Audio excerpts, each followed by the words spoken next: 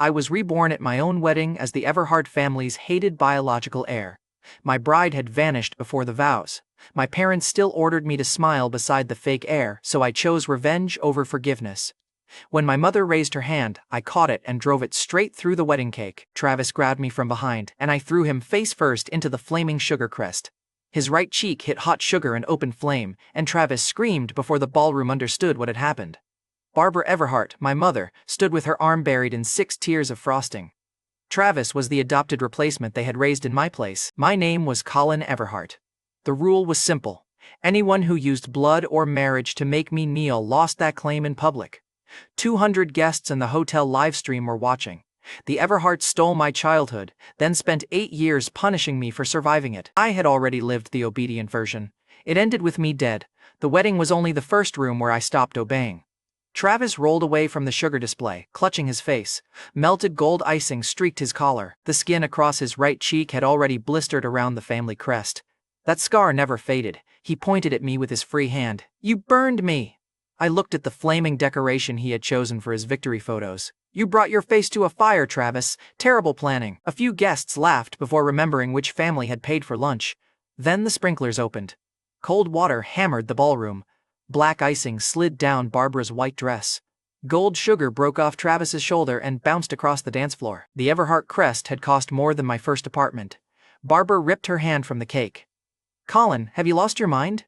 I released her wrist. "You swung first." Barbara raised her hand again, saw me watching, and stopped with her elbow halfway up. The nearest guests lowered their laughter and lifted their phones.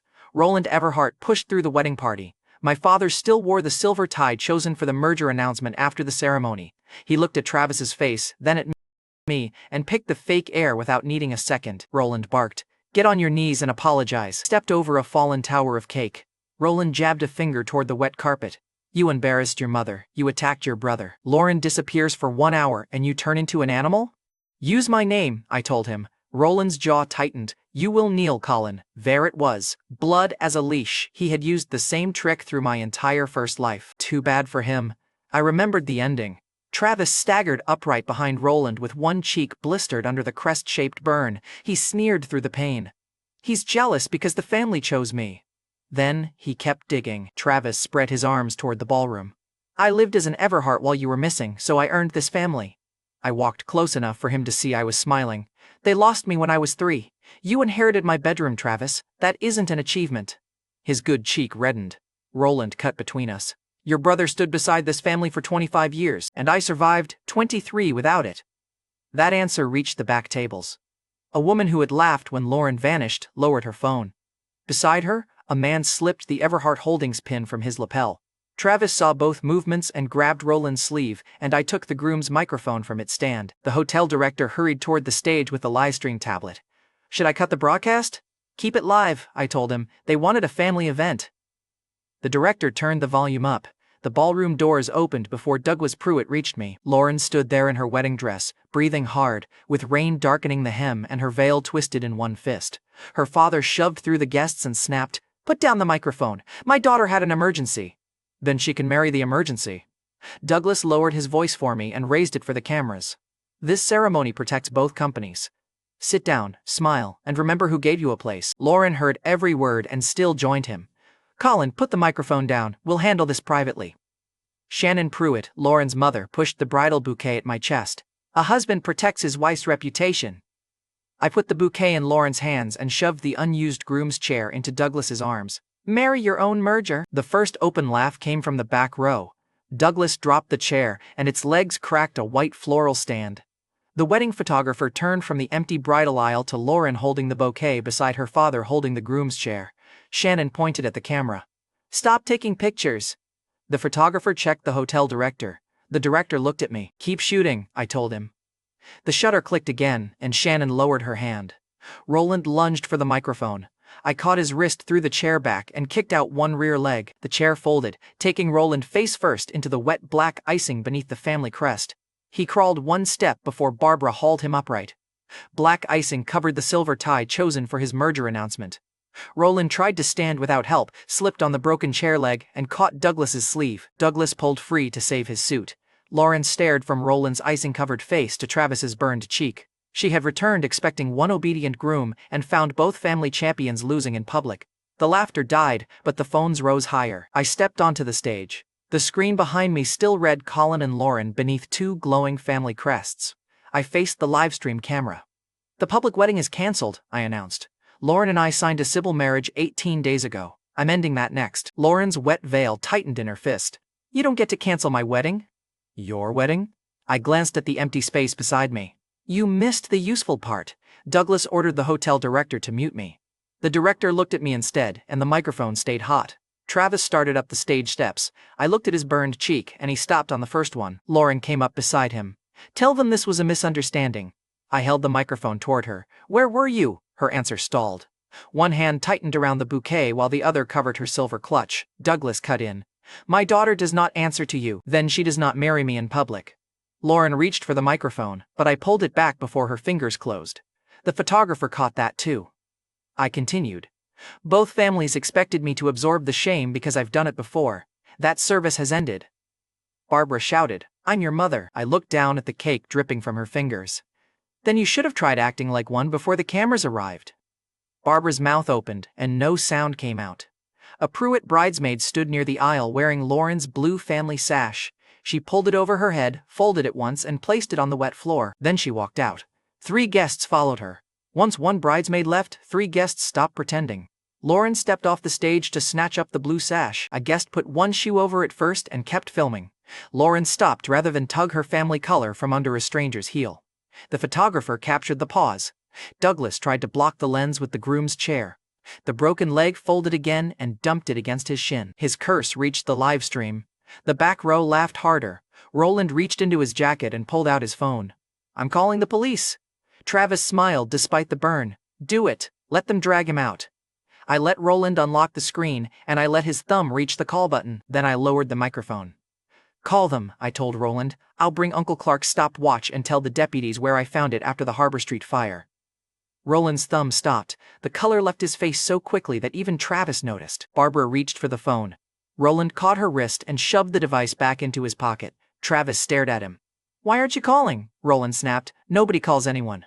Lauren looked at him. "What does Uncle Clark's watch have to do with the fire?" Roland did not even face her. "Drop it."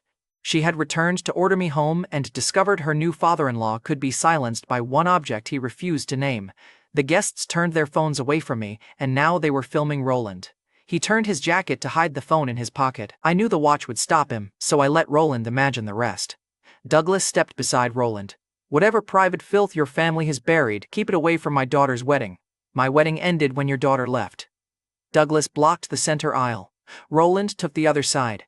Barbara and Lauren's mother closed behind them. 4 wealthy adults formed a human wall under indoor rain. They still thought the correct number of expensive suits could become authority. The nearest guests had already backed away from the stage. The sprinklers had cleared the aisle beneath the 30-foot illuminated Everhart crest. A red fabric rigging release loop hung loose beside the crest, and I picked up the ceremonial cake knife. Roland saw where I was looking. "Colin, don't!" He had ordered me to kneel 30 seconds earlier, and I cut the stitched release loop. The rig groaned above us, and Douglas looked up first. Roland grabbed Barbara and stumbled backward. The giant Everhart crest dropped across the aisle with a metal crash that shook water from the chandeliers. Its center split on the marble. Black icing washed over the gold letters. The Pruitt crest swung loose beside it and slammed against the wall. Lauren's veil caught on one of its bent gold letters. She pulled once, realized every camera was waiting, and tore the veil free instead of asking me for help. Half the lace stayed hanging from her family crest. 2 families had spent months designing the perfect shared symbol, and I needed one cake knife to improve it. The wreckage formed a hard line between me and both families. Nobody tried blocking the aisle again. The hotel director stared at the broken crest, then asked me, "Do you want the live stream stopped now? Leave it on until I reach the lobby." The screen refreshed behind me. Colin and Lauren vanished from the wall. Lauren watched her name disappear while her parents checked which cameras had caught them running. She climbed over the broken edge of the Pruitt crest and ordered the hotel director to restore the names.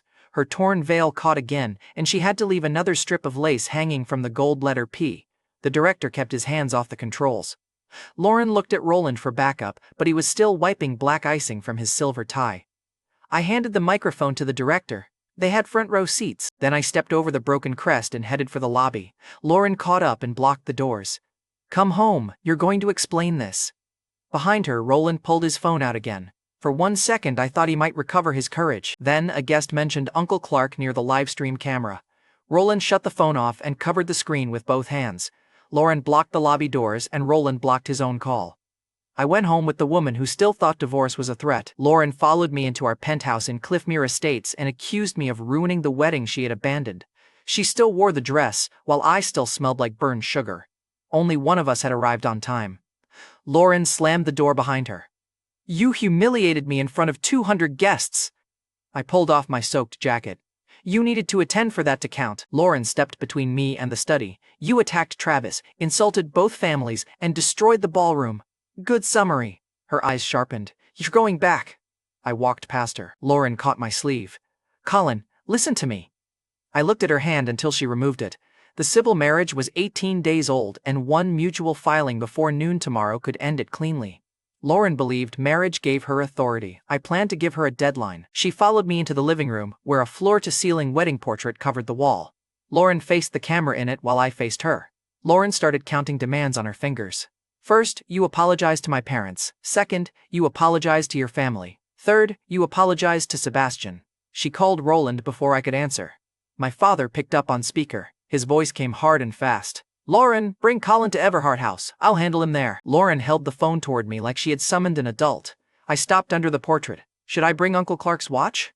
Roland went silent, and Lauren's arm lowered by an inch. I added, "The deputies might enjoy seeing it." Roland cut the call. The dark screen reflected Lauren's face after her father-in-law heard one object and disappeared.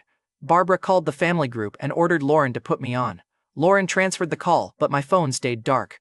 Colette tried next and hit the same block. Sadie grabbed the housekeeper's work phone. That number reached me once. I heard Sadie breathe, blocked it, and set my phone down while Lauren watched. The group filled with one question: why did he block all of us? Lauren turned the phone face down, but Barbara's third video call kept rattling it against the glass. Lauren demanded, "What does that watch have to do with Roland? Ask him." "He won't answer me." "Then welcome to the family." She tossed the phone onto the couch. Her borrowed authority had lasted one sentence. I looked at the portrait. "Which apology comes first?" Lauren's voice rose. "The one for accusing Sebastian of stealing me from the wedding." "I never accused him. You implied it." "Asked where you were." Lauren folded her arms. "You don't get to question every person I care about." "Because?" "Because you know I don't love you." There it was, her favorite rule. No love meant I had no right to ask questions. Marriage still meant she could order 3 apologies before lunch. The math was shameless. I almost respected it. I opened the wall latches holding the portrait. Lauren stared. "What are you doing?" "In my first life, I spent 4 years acting like Sebastian's substitute." Then I lifted the portrait off its hooks. Lauren grabbed the frame. "Put that back." I kept walking. The rooftop pool sat beyond the glass doors. I shoved them open with my shoulder and carried the portrait outside. Lauren chased me across the wet deck. "Colin, don't be childish." I dropped the portrait face down into the pool. The canvas slapped the water. Our painted wedding clothes vanished beneath ripples. Lauren stopped at the edge. Lauren accepted another video call without taking her eyes off me. Shannon Pruitt, Lauren's mother, filled the screen from the hotel lobby. Shannon shrieked, "Was that the wedding portrait?" I leaned toward the phone. It finally found a deeper relationship. Shannon ordered Lauren to fish it out. Lauren ended the call instead. The portrait floated toward the filter with my painted face underwater. "Petty." Lauren forgot her first 2 demands and spun on me. "Sebastian had nothing to do with this." "Then where's the groom's watch?" Her eyes jumped toward the silver clutch on the kitchen counter. Sebastian's name lit her phone before she reached it. Lauren answered on speaker because she still expected him to defend her. Sebastian Varden, her childhood sweetheart, spoke first. "Did you hide that watch?" "A photographer caught it on my wrist at the airport. I don't need the groom turning it into a scandal." Lauren froze with one hand above the clutch. I opened it and found the vintage groom's watch beneath her lipstick. An airport receipt beneath it was stamped while the wedding party kept calling her. A fresh scrape cut across the clasp. Lauren snatched for the receipt first. I caught the paper between 2 burned sugar-stained fingers and read the airport time aloud. Her hand stayed extended after the excuse ran out. Sebastian finally heard the silence. "Lauren?" I lifted the watch beside the phone. "Still recognizable." The speaker clicked. He had hung up before Lauren could defend him. She called back once and reached voicemail. The second call died there too. Lauren recorded a voice message explaining that I had misunderstood. The message showed delivered, then played. Sebastian still did not call back. She deleted the recording from her own screen as if that changed who had heard it. Lauren set the phone down too hard. He was leaving for months. "And you carried the groom's watch to his goodbye." He needed me there. So did the groom. Lauren looked toward the pool where our portrait floated face down. Sebastian would have missed his flight. I held up the airport receipt. You made 200 people miss a wedding. I came back. After the altar emptied, her phone lit again. She grabbed it, expecting Sebastian, and found only a news alert showing Roland crawling through black icing. She dismissed the alert before the video could autoplay. Lauren reached for the watch. Give it back, you stole my husband. I kept it beside my wallet. Then stop acting surprised when I ask where my wife went. Her chin rose. Love gives you no claim over my friendships. Good rule. She mistook agreement for surrender. I opened the study, pulled the one-page dissolution from our civil marriage packet, and placed it beneath the phone Sebastian had abandoned. Lauren followed me inside and planted herself between my case and the door. You don't get to walk away after creating this disaster. She tried to pull the case from the desk. I kept one hand on the handle, and the wheels rolled over the train of her wedding dress. Lauren had to release my luggage to free herself. Love gives you no claim over my choices either. That's different. Your rules always become different when they touch you. I packed my documents while Lauren blocked the desk and repeated both families' demands. Then she reached for her favorite leash. If you refuse, Lauren warned, I'll divorce you. I signed the dissolution while Sebastian's voicemail screen was still glowing. The pen scratched once. Lauren's hand froze above her line and left one black dot on the paper. She tried to cover my signature with her palm, so I slid the page free. Lauren whispered, You need this marriage. You needed a groom. You'll lose the Pruitt connection. I lost the bride before breakfast. Her threat had become my deadline before the man she chose even called back. Shannon called again. Lauren rejected it. 3 seconds later, Douglas called and she rejected him too. A text from Douglas appeared across the wall display. Do not let him leave. Lauren turned the display face down as if the room had not already read it. Both families were pulling the same leash from opposite ends. Sign before noon, I told her. After that, I choose the ugly route. Lauren stared at the page. You had this ready? I had a lifetime. She pushed it back. Neither family will allow this. Roland needs the deal and my father needs the deal. Lauren turned the page over and pressed her palm across my signature. This paper does not leave the penthouse. I laid the groom's watch on top of her hand. Pick one, the husband you ignored or the watch you carried to him. Her fingers closed around the watch first. I pulled the dissolution free by one corner. You threatened divorce. I accepted. Lauren looked down and realized she had protected Sebastian's object before our marriage page. Her grip loosened, but she did not put the watch down. You were supposed to apologize. That script died at the cake. Lauren moved in front of the study door. You're staying here until you calm down. I held my phone to the smart home access panel, and the panel flashed green for me. Lauren entered the master code Douglas had paid to install. The panel rejected it before she finished smiling. I removed Lauren's access to the study, the private elevator, and the portrait archive in one screen. She heard the lock engage behind us. Lauren reached for the handle. The access panel answered, access denied. The handle clicked once under her palm and stayed dead. She struck the panel with one wedding heel. The heel cap snapped first and skittered under the desk. She turned slowly.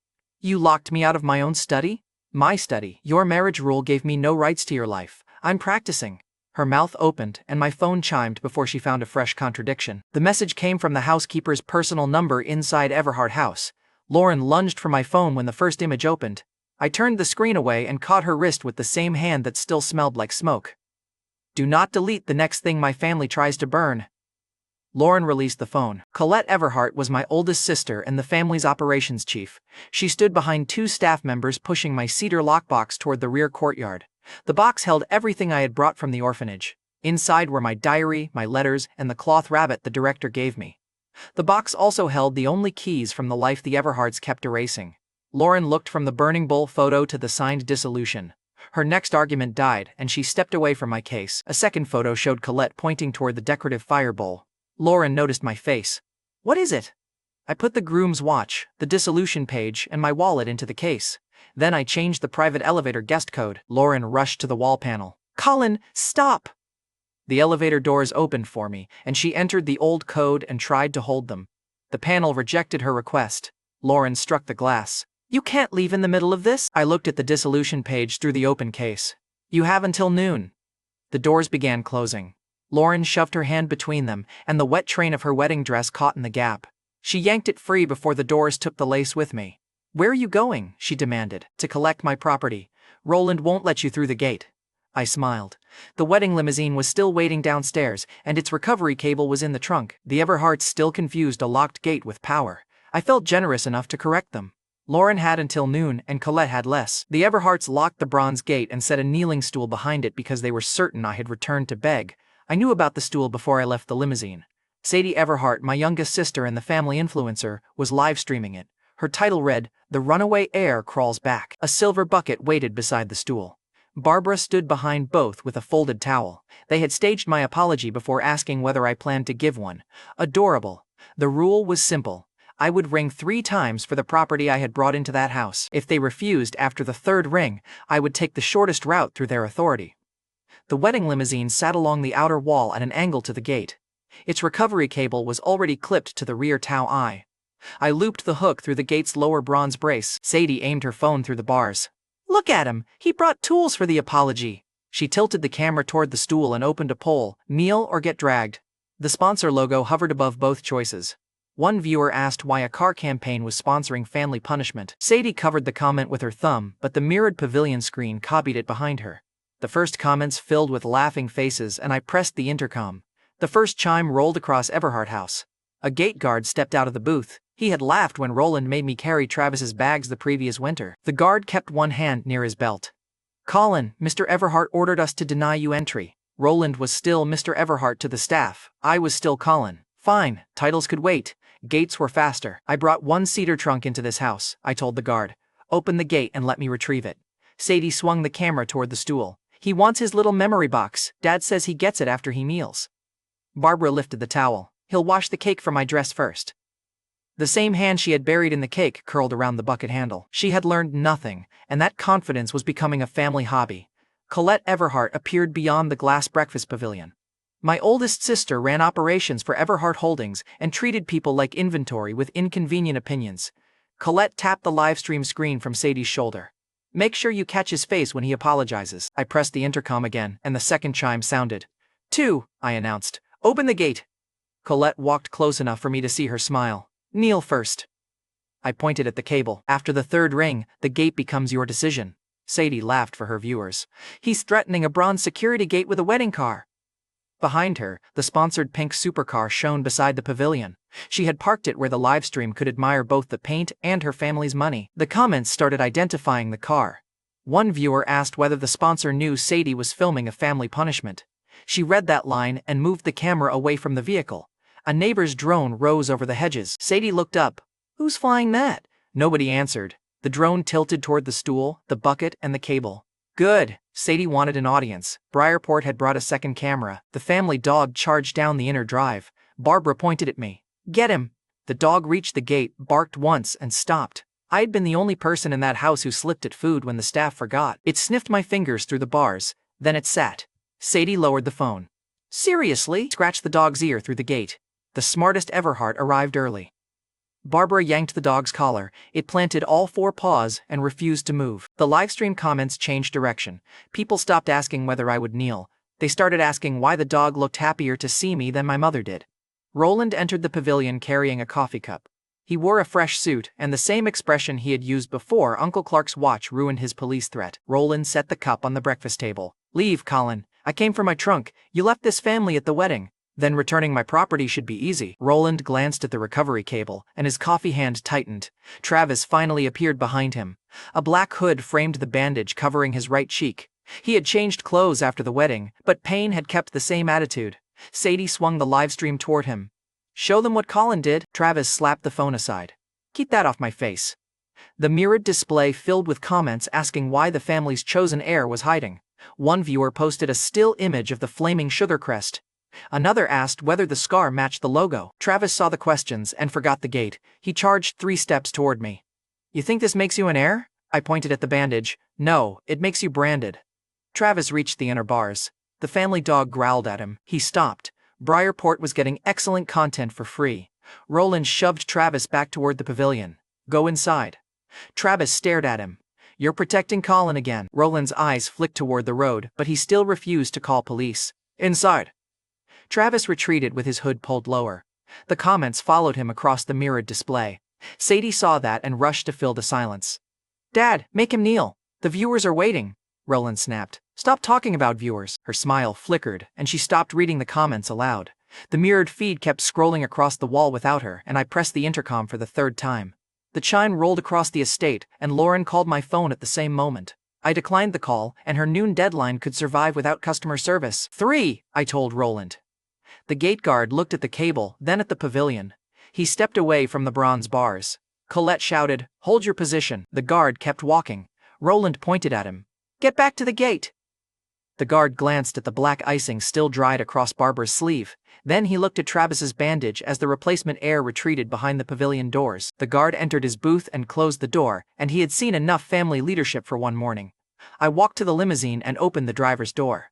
Sadie followed me with the phone. "He's actually getting in."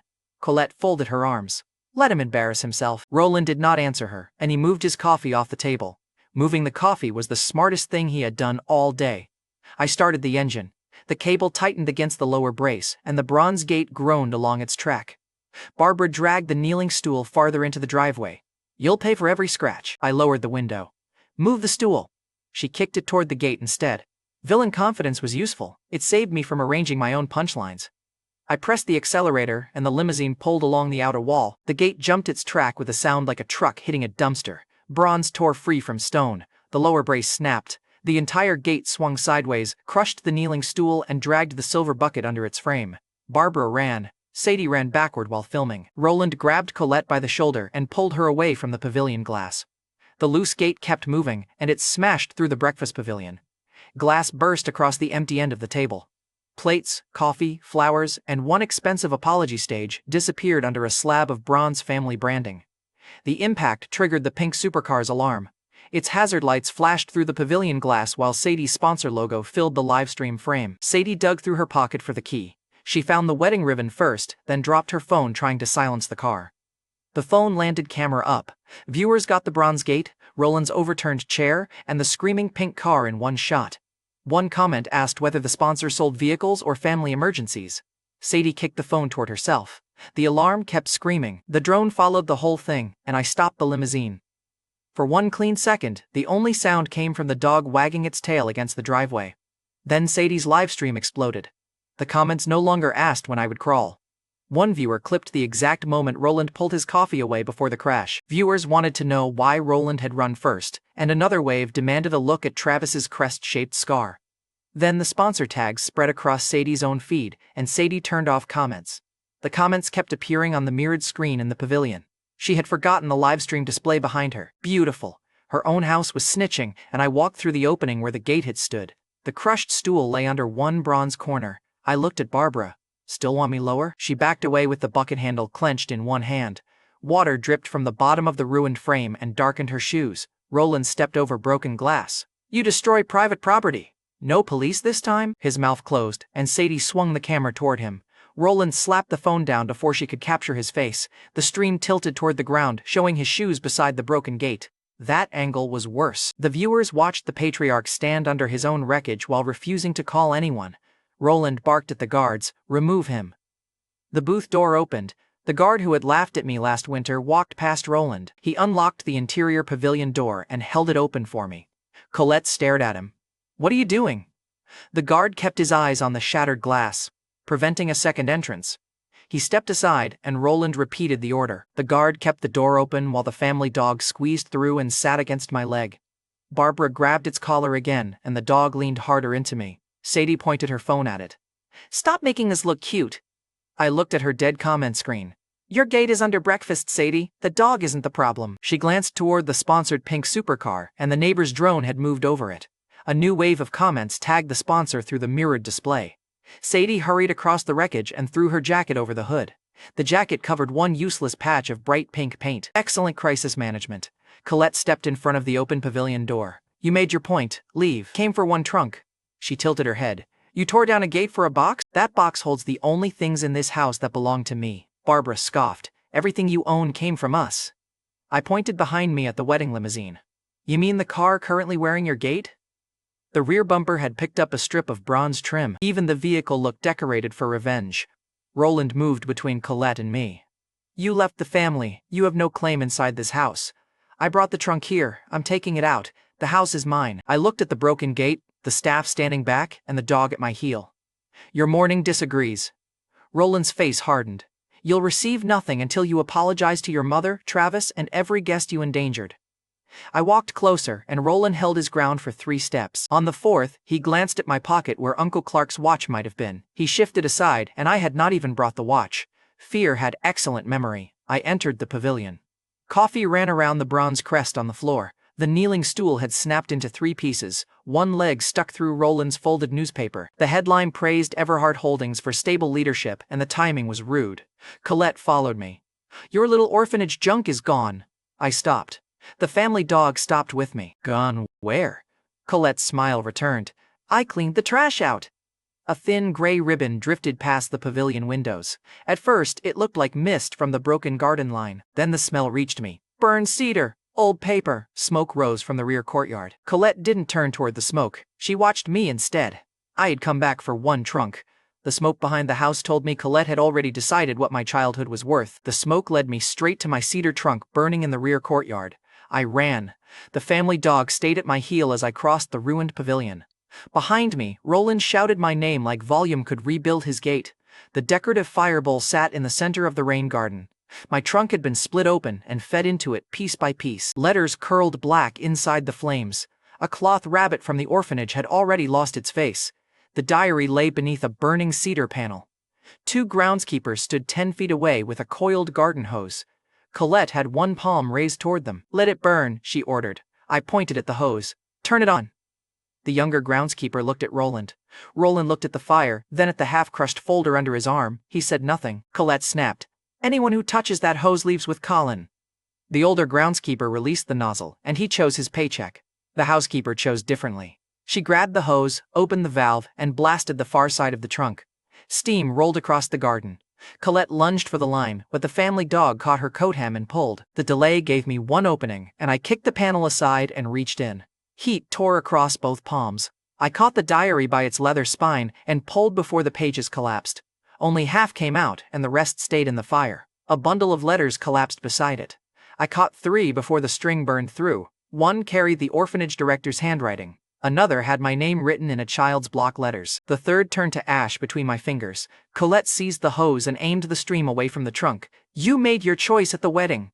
I pulled the surviving letters against my chest. You burned these before I arrived. You were coming back to beg. I saved time. The confidence in her voice made the next choice easy. That diary was the last witness to the years the Everharts kept erasing. I had promised the orphanage director I would protect it. I'm sorry, I told the half that survived. Then I reached back into the flames.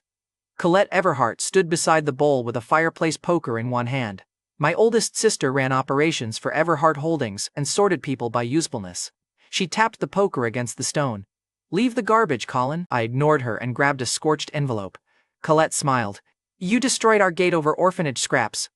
Rain started in hard, cold drops.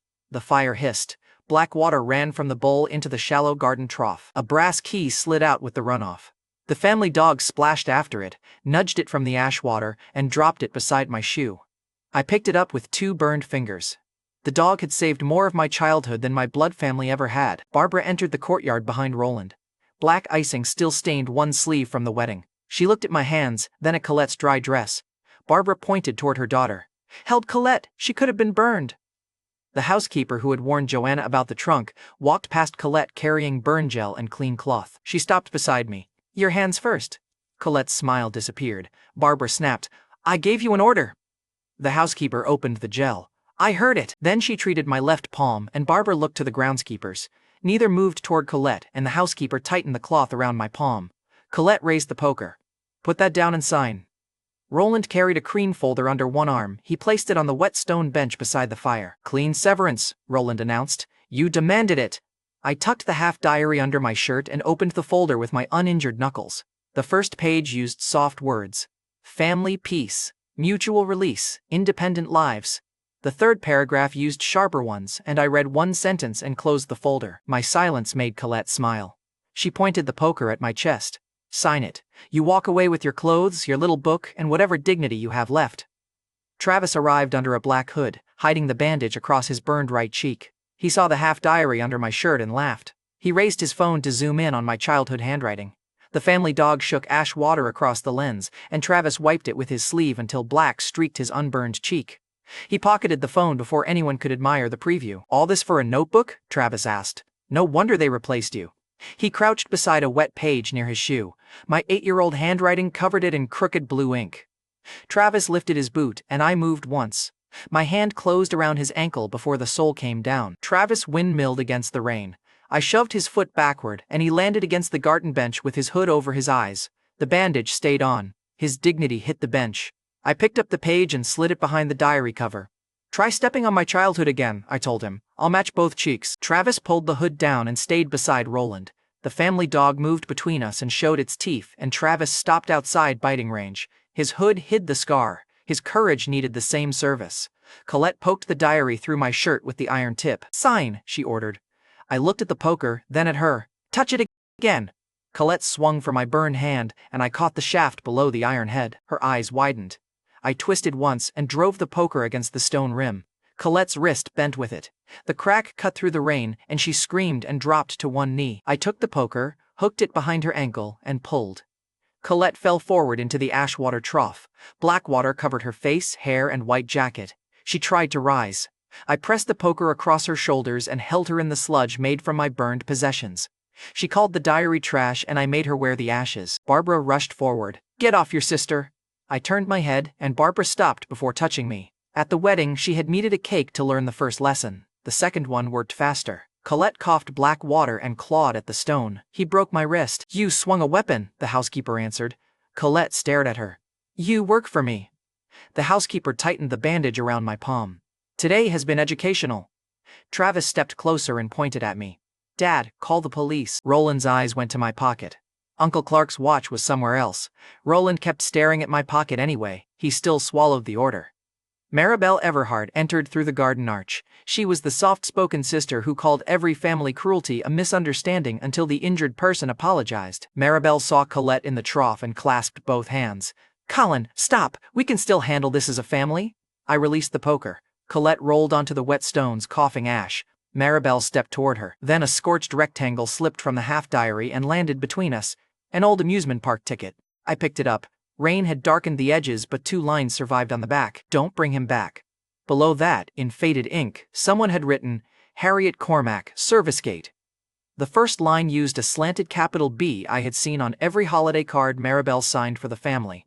I looked at her, and Maribel had been reaching for Colette. Her hand changed direction toward the ticket, and I lifted it out of reach. Her face lost its color.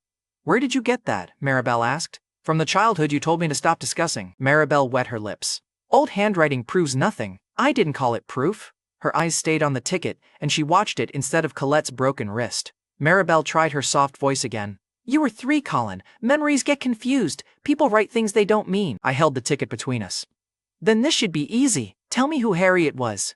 Maribel looked toward Roland, and Roland watched her struggle alone. She changed targets. "Colette is hurt. Barbara is shaking. Travis is scarred. How much damage do you need before you feel satisfied?" I glanced at the firebowl. 23 years worth. You're still behind." Maribel's peacemaker mask tightened around her mouth. The housekeeper heard every word. So did the groundskeepers. Family peace looked less convincing with my letters burning behind it. Barbara moved beside her. "Who is Harriet Cormac?" Maribel answered too quickly. "A former employee." Roland's head turned toward her. Maribel's fingers closed over empty air where the ticket had been. I slid the ticket behind the diary cover and tucked both under my shirt. "Now," I told Roland, "read paragraph 3. He looked at the severance folder. Colette pushed herself upright, dripping black water. He already read it. I tapped the folder. "I want you to read it." Roland folded his arms. "The language is standard." I lifted the cream folder. "Then say what it does." He stayed silent. I turned toward the broken pavilion. "Fine, I'll take it to the station with Uncle Clark's watch. Someone there can explain it." Roland stepped into my path. Fast. Travis stared at him. Maribel forgot the ticket for 1 second. Even Colette stopped complaining about her wrist. Roland lowered his voice. "Keep Clark out of this. Read the paragraph." Rain struck the folder between us, and Roland's jaw worked. Then he forced out the line. "The clause transfers the founder's trust interest to my control." Barbara released Maribel's arm. Travis reached for the folder. Roland snatched it away before his fingers touched it. Travis's good cheek tightened. "Why do you need his signature?" Roland didn't answer. Travis reached again. Roland moved the folder behind his back. Barbara looked from Travis to the blank signature line. Her mouth tightened. Colette had called me greedy while trying to steal the one inheritance my grandfather left beyond Roland's reach. They called it family peace. The paper called it theft. I tore the predatory page from the folder, and Roland reached for it. I dropped it into the fire. The paper flared orange, curled, and disappeared beside the remains of my letters. You wanted severance, Roland snapped. You don't get to dictate terms. I just dictated your gate. His eyes flicked toward the ruined pavilion, and I handed him the empty folder. Bring me one clean page, I told him. Roland, Barbara, Colette, Maribel, and Sadie sign. Renata, my pianist sister, signs too. Mine goes last. Sadie appeared under the garden arch with her phone held low against her chest. I continued before she could interrupt. The page says each blood relative gives up every claim over me, my property, and the founder's trust. Travis pulled back his hood. The bandage covered half his face, but his anger needed no introduction. What about me? I looked at the replacement heir. Your name gets one line. Travis stepped forward. What line? You have no blood claim. His hand shot toward the diary. The dog growled again. Travis froze. A fake heir could borrow a room, a car, and a family photograph. Blood was harder to cosplay. Roland crushed the folder in one hand. I'll never sign that. Then keep the broken gate. I'll keep visiting. The guard at the pavilion door looked down to hide a smile. Colette saw it. She pointed her good hand at him. You're fired. Roland rounded on her. You don't give orders right now. Colette stared at her father. Her wrist hung crooked. Ash covered her suit. The staff had treated me first. Now Roland had taken her authority in front of them. She had burned one trunk and managed to lose 4 things. Sadie lifted her phone. I remembered where she had stood during Colette's swing. Her camera had been pointed at the fire until the poker moved. Then Sadie lowered it. The instant I countered, she raised it again. She caught the whole attack and selected the second half for her audience. The screen showed my hand around the poker and Colette falling into the trough. The burning trunk was outside the frame, and so was Colette's swing. Sadie's thumb hovered over the upload button. I watched her. Show the first 10 seconds. Sadie smiled. The public doesn't care about beginnings. Roland saw the caption over her shoulder. Biological heir breaks sister's wrist after family asks for peace. His face changed before the upload finished. Delete it, Roland ordered. Sadie stepped back. 1 million people watched the gate. They'll finish what the family refused to do. She tagged the county sheriff's office, then she posted the clip. Roland forgot Colette's wrist. He grabbed Sadie's phone with both hands. Take it down. Sadie twisted away, laughing as the first numbers climbed. Too late. A siren sounded beyond the Cliffmere gates. The neighbor's drone swung from the ruined pavilion toward the road. Sadie had finally found an audience beyond her control. Roland looked at me, the half-diary, and the road. For the 4th time that day, the man who called me a criminal was terrified the law might hear me talk. Sadie's edited clip crossed 1 million views before 2 deputies finished walking through the torn gate. The bronze frame still lay under the breakfast pavilion. Rainwater ran around it in dirty streams. Sadie stood beside the wreckage with her phone held high, and she had started another live stream. Her first lie brought the deputies. Her second one needed an audience. Here he is, Sadie announced. The violent biological heir who attacked his own sister over a notebook. Colette sat under the garden arch with her broken wrist braced against her chest. Ash streaked her face in white jacket. Sadie kept the burning trunk outside the frame. Naturally, the older deputy entered first. His partner followed while watching the loose bronze gate above their heads. The older deputy looked at Sadie's phone. Who made the call? I did, Sadie answered. Colin attacked Colette and threatened everyone. The deputy turned to me. His eyes stopped on my burned hands, the half-diary under my shirt, and the fireplace poker lying in the rain. His partner glanced toward the black firebowl. The older deputy asked, Who started the physical contact? Sadie jumped in before I opened my mouth. Colin did, held both wrists out. Take me to the station. Sadie's smile widened for the camera. Travis emerged behind Roland with his hood pulled low over the bandage. Cuff him! Colette lifted her good hand. He confessed. I looked at the deputies. I'll give a full statement about the fire, the trust paper, and Uncle Clark's stopwatch. Roland moved faster than either deputy. He stepped between us and caught my wrists before anyone else could. Nobody is taking him anywhere, Roland snapped. Sadie's livestream went quiet, and the comments kept racing. The older deputy looked at Roland's hands around mine. You called us here. Roland released me immediately. This is a private family misunderstanding, he answered. Sadie swung the camera toward him. You told me Colin was dangerous. Roland reached for her phone. She backed away. He broke Colette's wrist, Sadie shouted. Why are you protecting him? Roland looked at me. I smiled. He had spent the morning calling me a criminal. One offer to speak on record, and he turned into my bodyguard. Cheap loyalty, excellent timing. Travis stepped beside him. Dad, let them take Colin, he attacked all of us. Roland rounded on the replacement heir. Go inside. Travis touched the bandage across his right cheek. He did this. And you're still standing here making it worse. Travis looked from Roland to the deputies, then he pulled his hood lower and stepped behind Barbara. Colette pushed herself up from the bench. Roland, this family can't keep folding for him. You burned his property and handed Sadie a public crisis, Roland fired back. Sit down before I remove you from Everhart Holdings myself. Colette stopped. She lowered herself onto the bench with her good hand. The bench creaked under her. She stopped arguing. Sadie turned the phone toward Barbara. Mom, tell them what Colin did. Barbara looked at the deputies, then she looked at Roland. Her cake-stained sleeve hung beside her body. This should never have been posted, Barbara muttered. Sadie's mouth fell open. You wanted him punished. I wanted this handled inside the family. There it was. Barbara loved justice right up until witnesses arrived. Maribel stood near the garden arch. Her eyes kept returning to the scorched ticket inside the half-diary. Sadie shoved the phone toward her. Maribel, say something. Maribel stepped out of the camera's path. Put the phone down. Sadie spun back to Roland. You're all scared of him. Correct, I told her. Now use that rare insight. The older deputy shifted one step away from Roland and left the path to the gate open for me. He had seen the wedding livestream. I could tell from the way he checked Roland whenever Uncle Clark's name surfaced. The deputy watched Roland solve himself. Roland lowered his voice. What do you want? Looked at Sadie's live screen. 3 minutes. Sadie laughed. For what? An unedited retraction. State that Colette swung the poker first. Admit you removed the beginning. Withdraw the accusation and apologize. Sadie hugged the phone to her chest. My audience believes me. She turned the screen so I could see the view count climbing. Her sponsor name glowed in bright pink under her profile. People finally know what you are, she added. I looked at the 8-second clip. They know you can crop. Sadie raised the phone higher. 1 million people can't all be wrong. 1 million people watched your father stop my arrest? Keep broadcasting. Her eyes jumped toward Roland, and the camera followed. Roland looked into the lens and reached for her phone again. I started toward the deputies, and Roland caught my shoulder. I looked down at his hand, and he removed it. 3 minutes, I repeated. After that, I give my statement downtown. Roland turned to Sadie. Go live. Sadie waved the phone. I'm live. Roland pointed at the screen. Then fix it. Sadie's confidence cracked around the edges. You can't force me to lie. The family dog trotted through the broken pavilion and sat beside my leg. I scratched its ear. Great. Tell the full truth. Sadie looked at Colette. Colette's jaw tightened. The full truth included the poker, the fire, and the trust theft. Roland held out his hand for Sadie's phone, and she pulled it back again. If you refuse, Roland warned, you lose every Everhart account, every company event, and every dollar attached to our name. Sadie stared at him. Her eyes dropped to the bright pink sponsor name under her profile. Her thumb covered it, and the camera caught that too. She looked at Travis. Tell him he can't do this.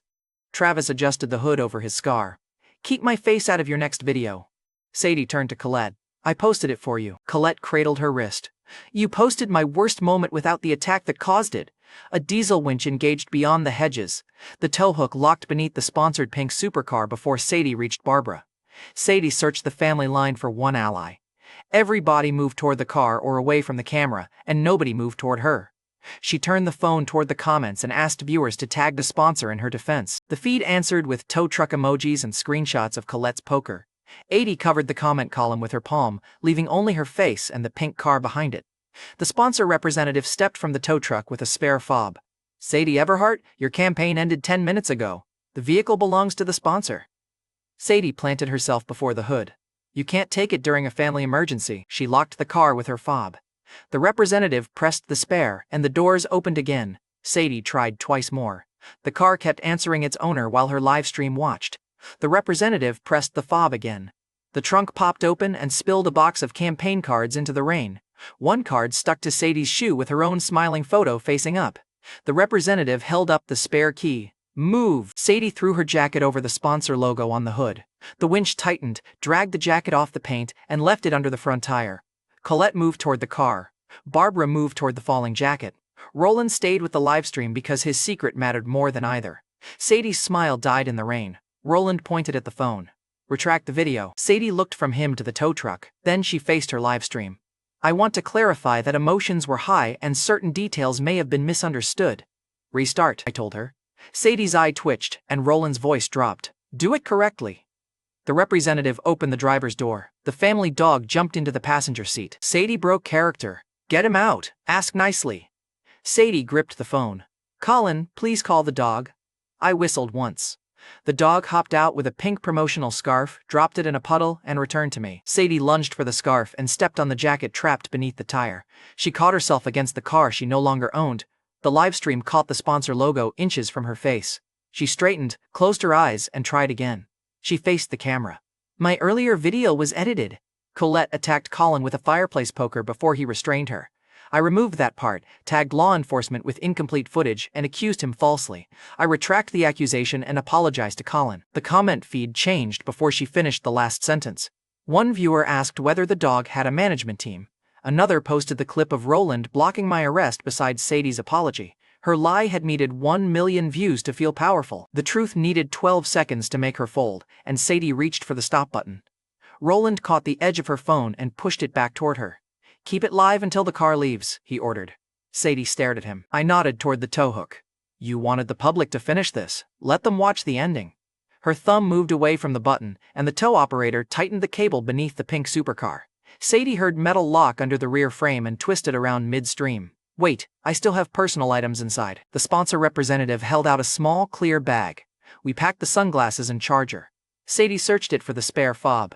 The representative zipped the bag before her fingers reached the bottom. The housekeeper walked over with a packet of tissues carrying the sponsor's logo. She offered it to Sadie. Sadie stared at the logo, then at the car lifting behind her. She took one tissue. The tow truck began pulling away while the livestream still framed her apology. Pink hazard lights flashed through the rain, and the family dog barked once at the departing scarf. Beautiful. Her credibility and her car left through the gate I had removed. Colette stepped toward Sadie. You brought deputies here. You cost us the sponsor. Sadie rounded on her. I was defending you. Colette pointed at the phone.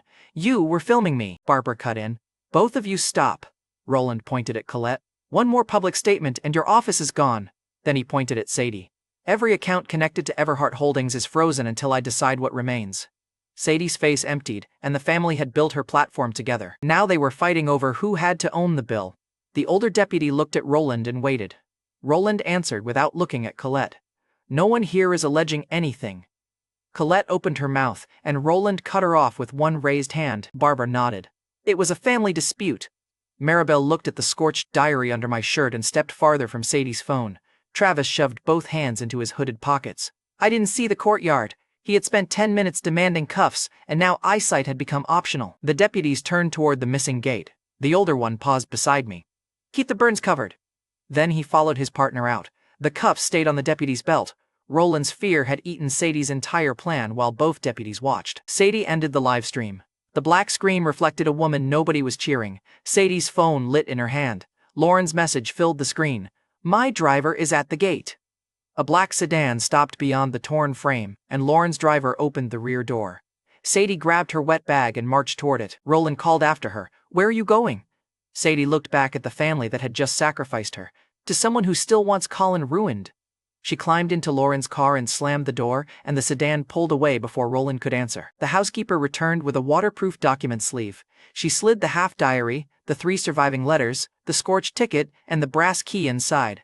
Then she handed the sleeve to me instead of Roland. Colette watched from the garden arch. The dog shook rein across her ash-streaked shoes and followed me toward the road. I had entered for one trunk. I left with half a diary, 1 key, a living clue, and a family busy eating itself. My phone rang. Joanna Huxley, the media owner who had warned me about the trunk, spoke before I could greet her. Sadie just offered Huxley Media 6 figures to bury you, Joanna said. Desmond Kirk is attached to the money. A second car stopped at the broken gate. Joanna stepped into the rain holding her phone. The paid smear file was still open on its screen. She shoved it into her coat and caught my left wrist. Who let you leave those uncovered? Joanna found me outside the torn gate with burned hands, a wet dog, and half my childhood under my shirt. She ignored the 6-figure smear offer glowing on her phone. Joanna Huxley owned Huxley Media. She had defended me before either family found it fashionable. Now she took my left wrist and inspected the bandage. Who wrapped this? Joanna asked. I told her the housekeeper. Joanna checked the edge of the cloth. She was angry at you. Apparently I rank above Colette today. Joanna looked through the missing gate. The pink supercar was gone. The bronze frame still sat under breakfast. Her mouth tightened. Get in the car. Roland called from the pavilion. Colin stays here. Joanna opened the passenger door for me. Roland can stay there. The family dog jumped into the back seat before I did. Roland made one more order. Joanna closed my door, and the dog settled into the back seat. Joanna drove 3 streets through Cliffmere Estates to her townhouse. Rain chased us the whole way. She sat me on the covered front step. 1 bowl of water, 1 tube of burn gel, and 1 fresh wrap waited beside her. She peeled back the ruined cloth and saw both palms. Joanna's voice changed. You reached into the fire. The diary was inside. I pulled the waterproof sleeve from under my shirt. The half diary, scorched ticket, brass key, and 3 surviving letters were still there. Joanna touched the sleeve instead of opening it. It matters because you matter. She carried it inside and placed it on the entry table, away from the wet porch. Then she set the brass key on top where I could see it. No one touches this without you, Joanna told the editor. The editor nodded once and moved the sleeve farther from the doorway. I had ignored Joanna through my first life. I wasn't repeating that mistake. My phone rang before she finished the bandage. A former orphanage administrator spoke from the place that had raised me. The Everharts threatened to pull their donation, the administrator said. That money keeps winter beds open. Apologize for the children, Colin. I looked at the half diary on Joanna's table. They burned the records of 1 child today. The administrator lowered their voice. Do not make us choose. You already did. I ended the call, blocked the number, and placed the phone beside the scorched leather.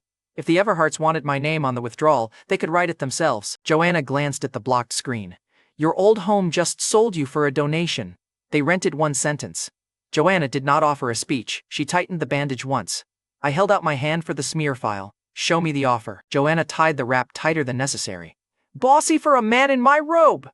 My shirt was soaked, so she had thrown a dark robe over it to protect the fresh bandages. I looked down at myself. This is still better than Travis's hood. The front door opened behind us. Joanna's editor stepped onto the porch carrying a tablet. She handled Huxley Media's largest accounts and looked ready to throw this one through a window. The buyer is calling again, the editor warned. Joanna tapped speaker. Sadie's voice filled the wet porch. 200 stories, 3 days, 1 message. Colin is unstable, violent, and trying to steal the Everhart family trust. Joanna leaned against the railing. You retracted that accusation 20 minutes ago, Sadie snapped. I retracted 1 video. This campaign is about his pattern. The editor turned the tablet toward me. The offer had 6 figures, prepared talking points, and Desmond Kirk's financing contact attached. Sadie kept selling. That payment covers your payroll. Take it before Colin drags your company into his mess. The editor's eyes moved to Joanna. It covers the next payroll and the studio lease. Joanna looked at the amount once and pressed decline. The tablet chimed, and Sadie went silent. The editor removed Huxley Media's logo from the prepared headline and deleted the file. If she comes back through another buyer, it still dies here. The headline vanished from the monitor behind us. Sadie's smiling campaign photo remained for 1 second longer, then the editor dragged that into the trash too. Sadie found her voice. Desmond financed the placement. Reject him and he calls your loan.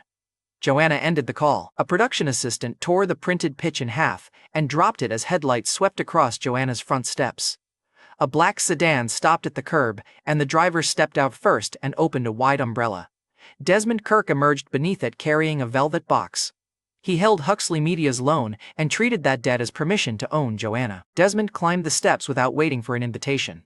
1 torn half of Sadie's pitch stuck to his wet shoe. He noticed it, scraped the paper against the stair, and only smeared the headline farther across his polished leather. The production assistant watched from the hall and did not help. Desmond tried the entry mat next. The assistant hooked it inside with 1 shoe, so he ground Sadie's headline deeper into his own leather. The editor blocked the doorway with her tablet. Desmond looked at her like furniture had spoken. Inside, he ordered. She stayed where she was. His first order had already failed. His eyes went to my borrowed robe, then to Joanna kneeling beside my chair with burn gel in her hand. Jealousy arrived before manners. So this is the family stray, Desmond said. Joanna stood. This is Colin, he's my guest. Desmond glanced at the broken skin across my palms. He looks expensive. Only to arrogant people, I told him. Desmond's smile stayed in place. He held the velvet box toward Joanna. I heard you rejected the Everhart campaign, he said. You panic when you're angry, so I brought a solution. Joanna left her hands at her sides, and Desmond opened the box himself. A diamond car key rested inside on a silver ribbon. He angled it toward the curb. A low black car waited behind his sedan, polished enough to reflect the rain. I had it delivered this morning, Desmond told Joanna. You kept refusing dinner, so I removed the boring part. Joanna glanced at the car. You removed consent. Desmond's driver shifted the umbrella by an inch. Desmond noticed and raised the box higher. It's a gift, Joanna. Stop turning generosity into an insult. I looked at the key. You attached debt to it. That saves her the effort. Rain struck the stones around his polished shoes. Take the car, Desmond offered. Take the refinance. Let me clear your company's loan.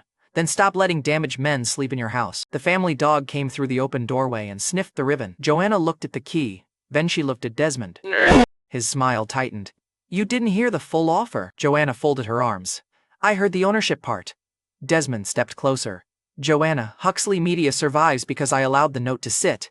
He nodded toward me. He arrived soaped, unemployed, and bleeding. You cancel a 6-figure account and kneel at his feet. What exactly did he promise you? Joanna's face went still. Nothing. Desmond's smile widened at her answer. Then this is worse. You're risking a company for a man who brought you no value. Stood before Joanna could answer. She said no. You're arguing with a puddle. Desmond looked me over.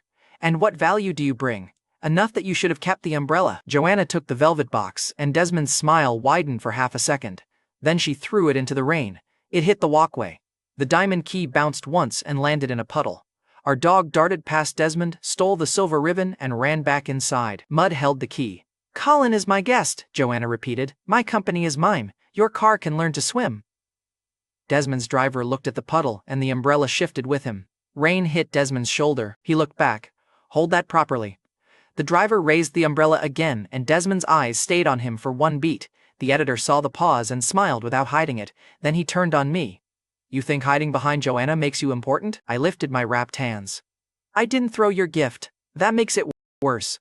Joanna stepped between us. Leave. Desmond pointed at the townhouse. 48 hours. Pay the loan, or my movers take Huxley Media's equipment and this building. He looked at the editor in the doorway. Tell the staff to label every computer. I prefer clean removals. The editor gripped the tablet against her chest. You'll need Joanna's permission to cross this door tonight. Desmond laughed. In 48 hours, I won't need hers. Joanna stepped onto the top stair. You won't get 49. The editor's shoulders straightened behind her. Joanna's face stayed calm. Her fingers curled around the porch rail. The editor stayed in the doorway while Desmond's gift sat in mud. His eyes went to the waterproof sleeve beside my chair, and the half diary showed through the clear plastic. What's that? Desmond asked. Something you can't buy, he laughed once. Everything has a number.